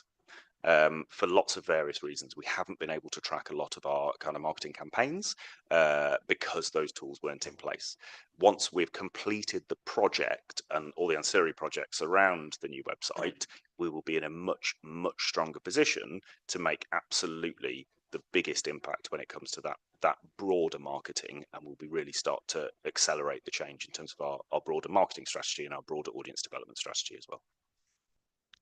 Well, there's one last question, which is, what's your time frame for that? So the new website is due to be delivered very early next year, so kind of late January, early February. It's I'm sitting meetings on an almost daily basis with the developers. It's looking very special, and some of the tools that we are building into it are really innovative, as I say, taking inspiration from other sectors that do this really well. Thank you very much. I think that's been quite an exhausting set of questions, and you've answered them very well. I'm assuming there's no more. It's a small, quick operational one. I've hired the venue Beam probably 4 or 5 times, the small social spaces, but I wanted to hire the stage 2, and was put off by the transition time for the chairs and the extra cost of that. Is there anything that you will be able to do in the future that will make that a more economical transition? It's a really good question, and something that we've been wrestling with as well. In the long term, we may be able to look at how that transition takes place. At the moment, because it's such a manual process, there's very little we can do in terms of speeding that up or making it more efficient. However, what we are looking to do for future years is plot out points in the year where specific configurations will be in place so that we can hire out to people like yourselves and other organisations on, already in the configuration they require. And we're hoping that that then will open up avenues for additional hires that way without us incurring the cost of having to transition from one to the other. Thank you. Thank you very much. So there's one recommendation to review Beam's position and make any recommendation to the exec member for well-being, Sarah, in regards to Beam's performance. Could I please have a proposer and a seconder? Proposer, Bob, and a seconder, Sue. Thank you very much. Could I have a show of hands, please? That's unanimous and carried. Thank you. So you could either hang around or you can take a well-deserved break. Well, I think I should probably head back to our very dedicated Pantocast and see what they're up to. But thank you so much. Excellent. For this Thank evening. you, and you as well, Ben and Sarah. Thank you. So, item number 10, Strategic Risk Register, Q2 monitoring 25-26. Brian. Thank you, Chair. So this is the quarterly report for members to consider on the corporate risk register at Q2. It's gone through its normal process of an internal review by leadership team, and for this quarter, one new risk has been added called lack of election candidates, which is named at number 9 on the risk register, and this reflects the impact of LGR and the potential delays in local elections, as well as the potential shadow authorities. All other risks have also been looked at and remain unchanged. However, there was a thorough review of item 8, staff and skills, particularly around recruitment and retention difficulties. Happy to take any questions. Thank you very much, Brian. Any questions, comments? Sue? What is the risk of not achieving a £200,000 surplus from the Beam? As members may note, obviously it's on the agenda a bit later within the MTFP item. I have been a bit more pessimistic than what obviously Steve is, and I have reduced down the potential income that we'll earn in 26-27 by 100,000 and brought it back down to 200,000. I still think that will be a challenge, but again, I'm happy to give Steve that challenge to prove me wrong. So again, yes, it's one of my big risks as the finance director, but it's something that I'm closely monitoring with Ben, with Steve, to make sure that we are doing all what we can to support the Beam and be successful. Thank you. And another question. You mentioned the risk from LGR from members not wishing to extend their tenure. I wonder what the risk from staff retention is with people seeing the uncertainty and wanting to move jobs, and what that uncertainty means for the council as well. It is something the leadership team take on board. We as a team do not believe there will be many redundancies from LGR. I think obviously majority of staff will be transferred or tupied over to the new authority. Now obviously there may be some redundancies, and the obvious ones are obviously chief execs. That obviously you move from 10, 11 down to 4. There obviously potentially some there, but overall we don't think there will be a big influx or outflux of staff. Obviously, as a leadership team, we are keen to help and support our staff, and obviously we're trying to provide them with opportunities to develop and grow within their existing jobs, as well as to give them opportunities to be involved with LGR processes over the next 2 years, so that they are engaged in that process. Thank you very much. Any more questions, comments? Just on the same point, really, around the local government reorganisation. So, and just re-emphasising the point I made earlier, I think that I hadn't spotted the new risk at the bottom there, but I do think the report from the auditors that identified 6 or 8 other risk areas, of which loss of staff was one, capacity, short-term decision making, use of reserves, almost taking your eye off the ball with business as usual, all the other stuff. The loss of corporate memory, someone mentioned earlier. I think we're really good to capture that in that risk, because again, the response there to one of those particular items shows that there are mitigations being thought about. It'd be really good to have that in the register. Yep, it's something I can take forward, and obviously we can consider. Just going back to staffing, over the last probably few months, a number of recruitment processes has happened, and we've been quite surprised on the number of really good candidates that has applied. So it's not gone the same way as we were anticipating, that it might be a drop off, people don't want to be involved. But I think, generally speaking, people will be aware that, if you get into the council, there's an opportunity in the future to move to a bigger unitary authority, which gives them more opportunities. So, you can look at it two ways. Thank you. Any more questions before we take it to a vote? Okay, on that basis, and thank you very much, Brian. There is one recommendation: the 25-26 Q2 corporate risk register and actions being taken to control and mitigate risks be considered and noted. Could I have a proposer and a seconder, please?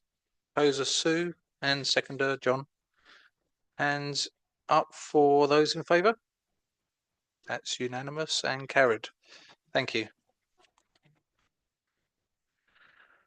Item 11, the financial management 25-26 Q2 forecast to year end. Alison. Thank you, Chair. This report presents the forecast outturn position for 26-27 as at Q2. An overspend of £509,000 is forecast against the net revenue budget. This is an improvement of £280,000 from the position recorded as at Q1. Appendix A provides a breakdown of the revenue budget and shows the movements from Q1. There is a forecast overspend of £811,000 against net cost of services, which is detailed in Appendix B. During the Q2 budget monitoring process, some areas have been identified where the forecast overspend has increased, most notably in respect of Rapier House, with this building being used to house the grounds maintenance contractor. There have also been some improvements in the forecast outcome, so we show less pressure in those areas. The most significant movement is a review of the bad debt provision that we hold, as some large debts were settled earlier in the year, which means we've been able to release some of the funds from that provision back into revenue. Within the corporate budget section, there has been a review of the minimum revenue position during the year, following where we are with our spend at this point, and this has led to a favourable movement of £203,000. Position in relation to the expected interest that we're going to pay on our borrowing and that we're going to receive on our interest income has been reviewed, and we've shown a more favourable position against the budget from the Q1 position, and there's been a movement of £70,000, which we're proposing to put into the interest equalisation reserve at the end of the year to smooth any future decreases in interest rates. Paragraph 1.5 gives a RAG rating for the savings that built into base budgets for 26-27. Of the 3.4 million, 93.5% have been fully realised in the year, with around £129,000 of savings that are no longer achievable. The MTFP has been updated to reflect this position moving forward. The 25-26 capital programme has been revised to include a new capital grant to be received from the Heritage Lottery Fund. This £238,000 is included within the capital monitoring shown in Appendix C. There is forecast to be an underspend against the capital programme of £722,000. Officers are reviewing requirements for the capital programme and whether any of the forecast unspent budgets would need to be carried forwards to 26-27. The overall outstanding debt position has increased by just over £500,000 from Q1. Most of this relates to debts under 180 days old, and the most significant level of debt still remains over 180 days old. Regular meetings are in place between Brian as Section 151 officer and the debtors team, and reports are being sent out on a monthly basis to services, and we're in regular conversation to identify how we address those outstanding debts that are over 180 days old, and to make sure we've got sufficient processes in place to address these moving forward. Happy to take any questions. Thank you very much. Questions, comments? Bob? I know you know what I'm going to ask about. I'm obviously, in principle, I'm obviously pleased to see that the debt numbers come down. But again, I'm sure you know what I'm going to ask you. To the of the reduction, how much of that reduction is because of write-offs? We've had not written anything off in this past quarter. So you've recovered the Yeah, so the debt that's been raised that was less than 180 days old, so that improvement in position is recovery of debt and collection of that debt. yes. Well, in that case, if you recovered the cash, well done, and thank you very much. Thank you. Thank you. Any more questions, comments, Mark? Yeah, just on the transformation program and the current underspend on the CRM system. Bearing in mind the theme of the night of local government reorganisation, is that something which still needs to be spent? Yeah. It is something that has been discussed at leadership team. Obviously, we are looking at our options of where we need to go over the next couple of years in preparation to make sure we are aligned and obviously in a good position to merge and combine with other authorities in Hertfordshire. It's something that we do review on a monthly basis at leadership team. We do have a specific meeting at leadership team on transformation as well as on budgets, and obviously 2 separate ones on leadership team on general activities. So again, it's a real focus within the team that we are monitoring closely. Thank you. Any more? Any more? No? Okay. Thank you, Alison. So recommendations, there's 3 recommendations. Note and consider the net revenue budget end of year projected overspend of 509,000.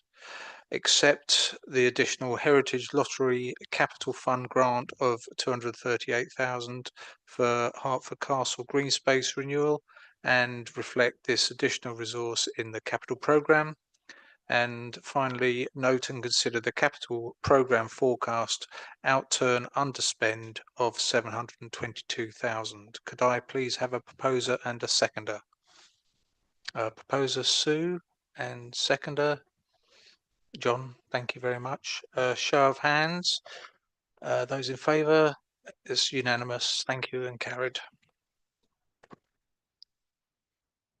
So for you, I think the Treasury Management 25-26 mid-year review. Thank you, Chair. So as members will be aware, there is a statutory requirement to report to Council as a minimum 3 times a year with regards to Treasury Management strategy. And this is the second report to mid-year review against the Treasury strategy that was agreed by Council as part of the budget papers that went in February, March this year. The report provides members with an overview of the economic background over the last 6 months, forecast projections on the Council's CFR, which is the capital financing requirement, i.e. debt position, as well as the actual projected borrowing position, and how our borrowing is made up. It also provides us with our Treasury investment position at the end of September, along with its income returns for the first half of the year. And the report confirms, as the CFO, that all Treasury management activities undertaken during the first half of the year complied with the code and the strategy. Happy to take any questions. Thank you very much, Brian. Questions, comments? Anyone? No? I think you've got away unscathed there. There is one recommendation for the committee. Members examine and comment on the mid-year Treasury Management Review and prudential indicators for 25-26. Could I please have a proposer? Thank you, Bob, and a seconder. Sue, thank you very much. Show of hands in favour. That's carried unanimously. Thank you very much. Another one for you, Brian, the medium-term financial plan. Thank you, Chair. So this is the medium-term financial plan for 26 to 2031 that went to executive in October, which sets out the council's strategic financial planning framework for the next 5 years. The report is central to ensuring the council's long-term financial sustainability and provides the springboard for the budget setting process for 26-27. The key points to highlight is the MTFFP model, our core resources, so our business rates, government grants and council tax. And it obviously provides some different scenarios reflecting both national policy developments and local economic conditions. Key points being that forecasting annual growth in council tax base, and that council tax will increase year on year by 2.99% in line with the current statutory maximum that we can do before a referendum. And grants, and again, we're waiting for the outcome of the Fair Funding Review 2.0, which will be announced as part of the finance settlement later in December. We have also taken a prudent approach to forecasting with assumptions for inflation. Obviously, I mentioned tax-based growth and funding allocations, clearly setting out the key ones being the reduction in grant that we are anticipated within the papers that's been presented.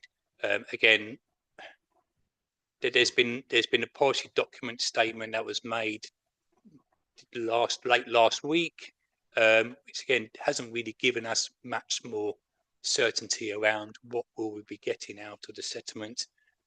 Some advisors suggesting less, some advisors suggesting similar. So again, until the settlement is formally announced, which we've been told is week commencing the 15th of December, we won't totally know what our position will be.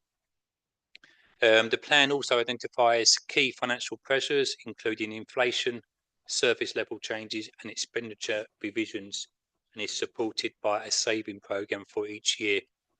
This has been achieved through undertaking budget monitoring this year, as well as through a review of all savings by leadership team. So again, we went through each of the savings that was in the MTFFP previously, gone through, identified the ones that we felt could be achieved and one that we can't achieve, and they've been taken out of the current plan. Despite all these efforts, we are projecting a budget gap for 26-27 of just over £500,000, 531,000, and over the medium term that will rise to 2.4 million by 2030-31. Addressing this gap will require further savings and careful reserve plannings, and again, work to date since that report went to executive in October.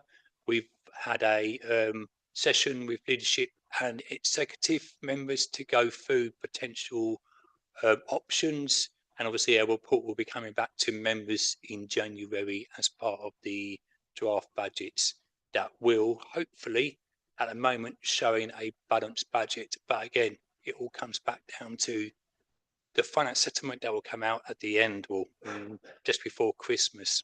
And obviously, that will be the deciding point of whether what we've found is enough or whether we do need to go back and find some more savings. So I think that's it. I believe most members have seen a presentation that I've done during the last month or so on this. So again, if anyone's got any more further questions, I'm happy to take them. Thank you very much, Brian. Comments and questions, Sue? Yeah, just looking at the fair funding review and the implications, I mean, they could be pretty dire for the council. I wonder if that's the same position for a lot of local authorities, and whether those concerns are being raised with government directly. Yes, it's being raised directly by councils. It's also being raised by the various different bodies out there, like DCN and obviously the county council networks, and obviously London councils. They were all pushing members, all pushing ministers to obviously have their views. It's looking likely that district council is going to be one of the worst ones affected. That seemed to be highlighted again in the latest policy document that came out last week from government. So obviously we'll need to wait and see what the outcome is of that. Thank you. Any more comments? Bob, and then Thank you very much. Thank you. Just a question. Thank you for your report. A question in relation to para 7.2 on page 211 of the pack. You say the projected general fund balance within the MTFP remains unchanged at 3.854 million. So this is a reserve number we're talking about. But then you go on to say, but contingent on the delivery of 2.9 million in savings. So my question is, what happens if you don't make the 2.9 million of savings? As the CFO, I have a responsibility to make sure we have a balanced budget each year. And obviously that can be you can pull a number of different levers during that process. Obviously, one of your main ones is to look at finding caps and savings within the services, increasing your income generation. You can use reserves to partly support that, but obviously once you use that reserve's gone and you can't use it in future years. So it might help for 1 year, depending on obviously your savings plan. You might find that you've got something coming up, but it might take a year before it generates that saving. You might then say you will support that year one. But again, you just need to make sure you are understanding what is coming up, what are your risks, what reserves have you got to be able to use that if necessary. The 3.8 million I think you're talking about in general fund balances is obviously out of general fund balances. We also got earmarked reserves of around £20 million. And again, as part of the budget papers that will come up in January, I'm currently with the team undertaking a full review of all those reserves to understand what is truly committed and what is potentially available that we can obviously use over the next few years to support the council going forward. Thank you. I'm not quite sure that quite answered my question. So let's look at it another way. We're talking about a reserve figure of 3.8, and it says in the paper that is contingent on the delivery of 2.9 million in savings. So is it right that if you can't make the 2.9 million of savings, your reserve number goes down to 0.9? No, I think what that's trying to say is that we obviously need to find 2.9 million savings over that period. If we can't find that, then obviously that would need to come from reserves, and that means that that will go down. But that 3.8 million represents what I view as being that what we would need to continue operation to make sure we've got that buffer in year to support any unexpected issues that might come up. I'm really sorry. I'm just struggling with your answer. Yeah, I think you've just accepted that, to put it generally, it would be a problem if the 2.9 million doesn't materialise.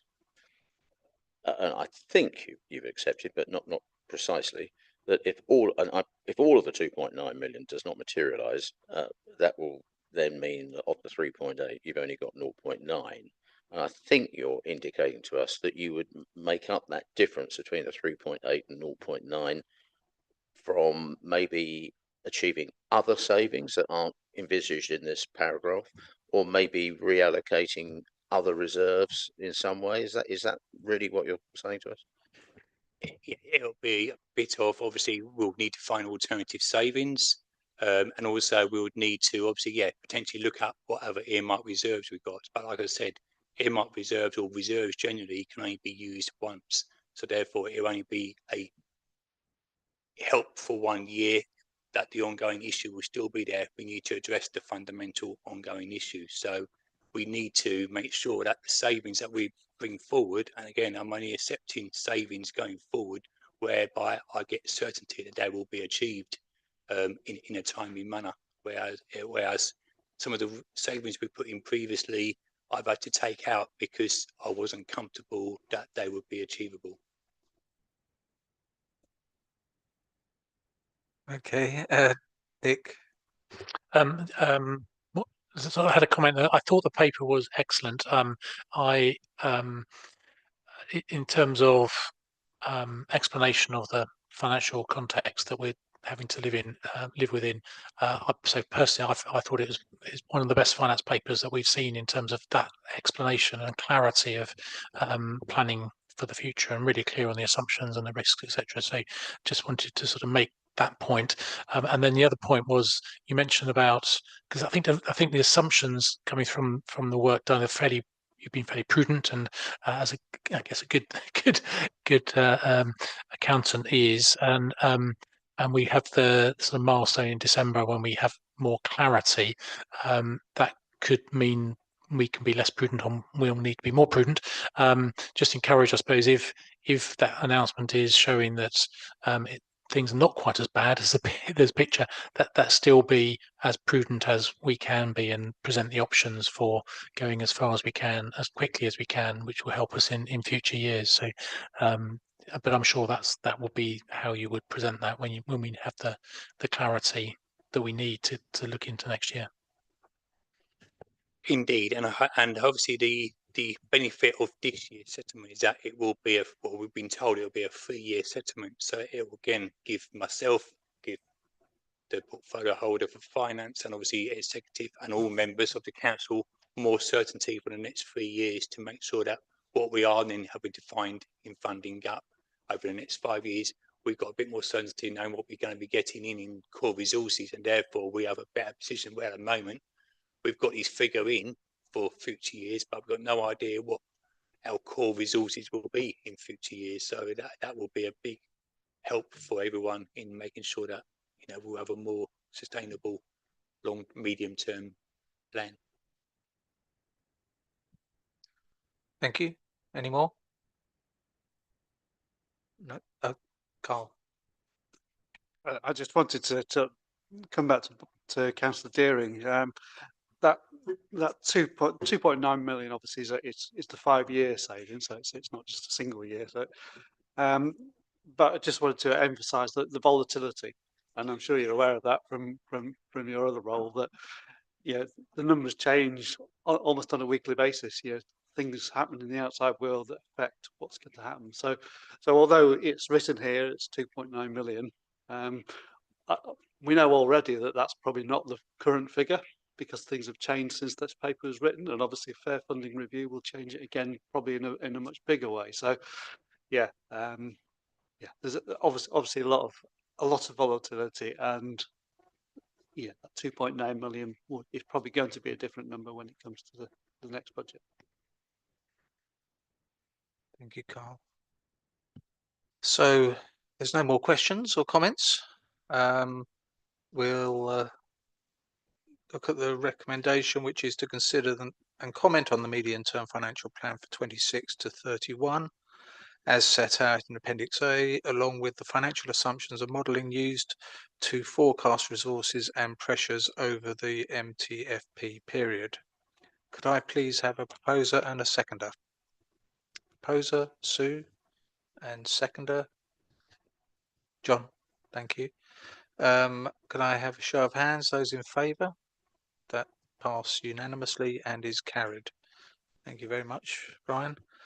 I'm afraid the focus is staying with you.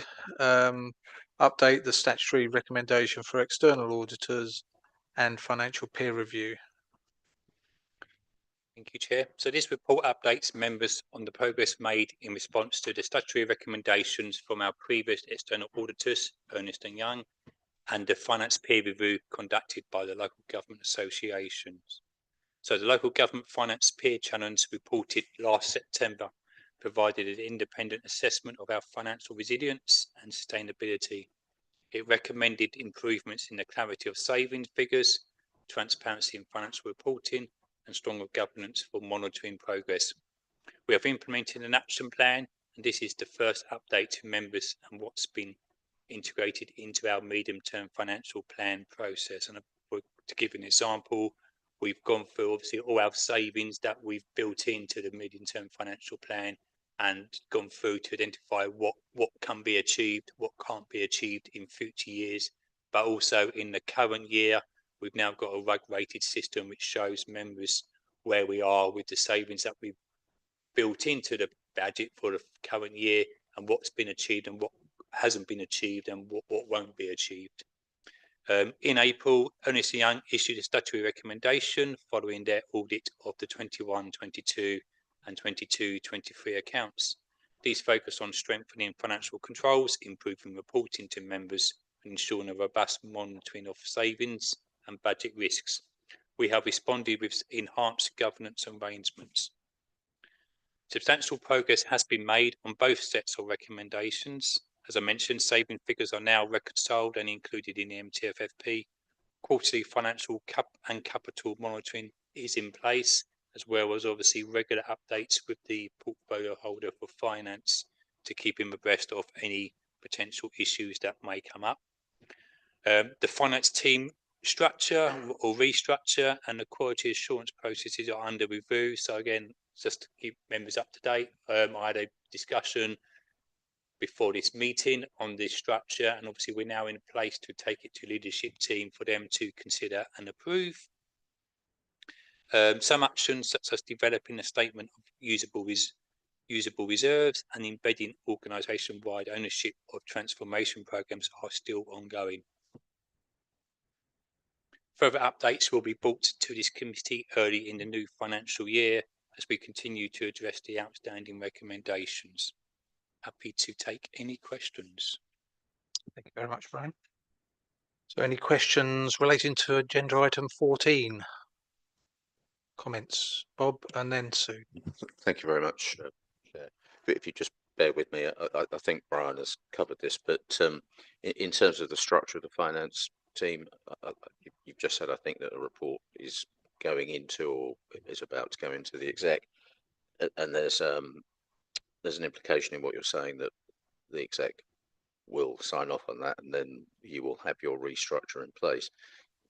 That's really my question. It seems that in this committee, we've been talking about the pressures on the finance department and a restructuring and all that sort of thing for a long time. And I'm just therefore obviously concerned to think that we will get to the end of this tunnel. So are you expecting that coming out of the exec that you're reporting to, that you will have sign off on the structure that you need from your finance team? Because we do need to close this out, don't we? Can I just correct? It won't be executive, it'll be the leadership team, which is an internal officer management team. So yes, I've had discussions with Helen, chief executive, to go through our initial proposals. We've done that.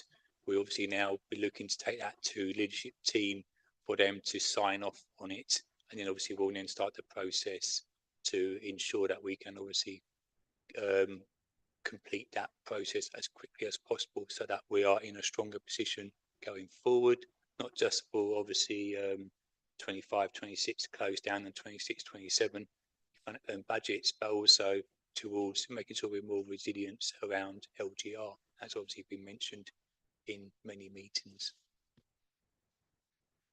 Thank you. Any more questions? Oh, sorry. Yeah. No, I was just saying, considering some of the difficulties there have been recently in the past, it's good to see that a lot of these tasks are complete and ongoing, and thank you for your progress. I think I'd just like to take this opportunity to obviously especially thank Alison, who's obviously been the fall guy in most of this, in the sense of like it's all been left with her, and obviously I think the amount of work she's put into this, as well as the team that supports us and has been, all been fully engaged in this process. So yeah, just wanted to pass on my thanks. Thank you. And no more comments, questions? So on that basis, there is a single recommendation that members note the progress made to date on the statutory and the finance peer review recommendations, and consider the comment on the actions taken so far. Could I have a proposer and a seconder, please? Proposer Sue and seconder Bob. Oh, I think Bob just beat you to it there. So, a show of hands, those in favour, please. That's carried unanimously.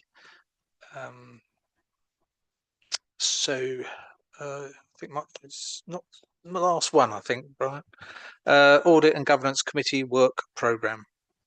Thank you, Chair. So this is just a standing item for members to consider on their work plan. Obviously, we've got one more meeting this year, or this financial year, which is in February time, which obviously provides what's coming up on that. Obviously, if members have any other items they want to come forward to future meetings, obviously I'm happy to take those on board. I did present at the last meeting a proposed programme for 26-27. I'm getting confused with my years. Yep, 26-27. So yeah, if members do have any other recommendations for reports, do please let me know. Also, in relation to training, as it alluded to earlier in the anti-fraud item, members did receive anti-fraud training on the 20th of November, and there is treasury management training will be given on the 19th of February in time for when the treasury strategy goes up to council for formal approval. And I'm also looking to get some training on risk management at some point in the new financial year as well. But again, if there's any other training members are looking for, do please let me know. Thank you, Brian. Questions, comments, Sue? I think going forward, this is not going to be so much of a problem, but I just wanted to comment on the amount of agenda items we've had on the last two meetings. I mean, I've not got through the whole agenda tonight, and it's been pretty tough. And the risk is that we don't have good questioning because of there's not an opportunity to get through the whole agenda. I know it's like a historical backlog, but I just wanted to raise that. I think obviously what we have agreed at the last meeting was move from 4 to 5 meetings a year, which will hopefully help to spread that workload out. It is quite a heavy workload this committee has responsibility for, but again, it's important that we do give the time for you to consider them. So we are trying to spread them out over 5 meetings rather than 4. That's good to hear. Thank you. Any more comments, questions? No. Okay, thank you very much, Brian. There is 2 recommendations. Approve the Finance and Audit Work Programme for 25-26 municipal year as outlined in the report, and to identify any training requirements to support members in fulfilling their role effectively. Could I please have a proposer and a seconder? Proposer is Bob and seconder is John. Thank you. Show of hands, those in favour? That's carried unanimously. Thank you very much. Well, now. I don't know how long Matt's presentation is going to go on. I just wondered if you wanted to do the vote to go past 10 o'clock now. I don't want to interrupt him when he's slow. No, that's fine. I mean, Matt, is it?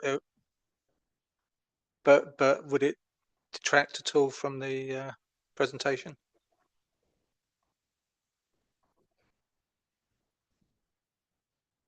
As long as you think we'll get it, any questions or whatever in time for half an hour. Well, I think it's probably better to we'll take a vote on it to go past 10 o'clock. Could I have a proposer, please? Thank you, Sue, and a seconder. Yep. Okay, John. Those in favour of taking it beyond 10? It's 3 against and abstain. And 1 abstention. So yeah, sorry about this. But Matt is very patient on this. So I need to first of all because it's a exclusion of the press and media. So okay. So the next item on the agenda, item 17, the cybersecurity update, involves the likely disclosure of exempt information. Therefore, the meeting will need to move to exclude the press and public on these grounds. I move that under section 100A, section 4 of the Local Government Act 1972, the press and public be excluded from the meeting for the following item of business, on the grounds that it involves the likely disclosure of exempt information falling within paragraphs 3 and 7 of Part 1 of Schedule 12A of the Local Government Act 1972 as amended. Could I please have a seconder for this?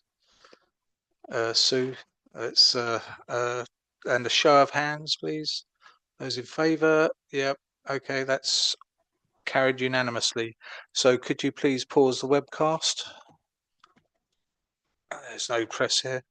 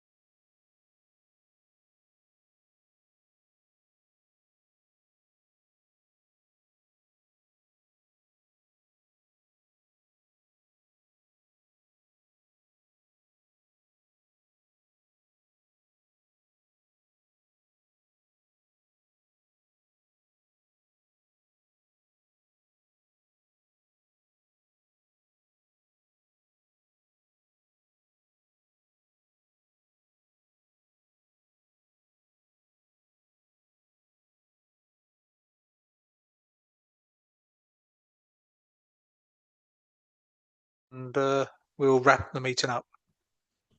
Thank you. Is there any urgent? No urgent items, Chair. That's good. Well, on that basis then, at 22:07, this meeting is therefore closed.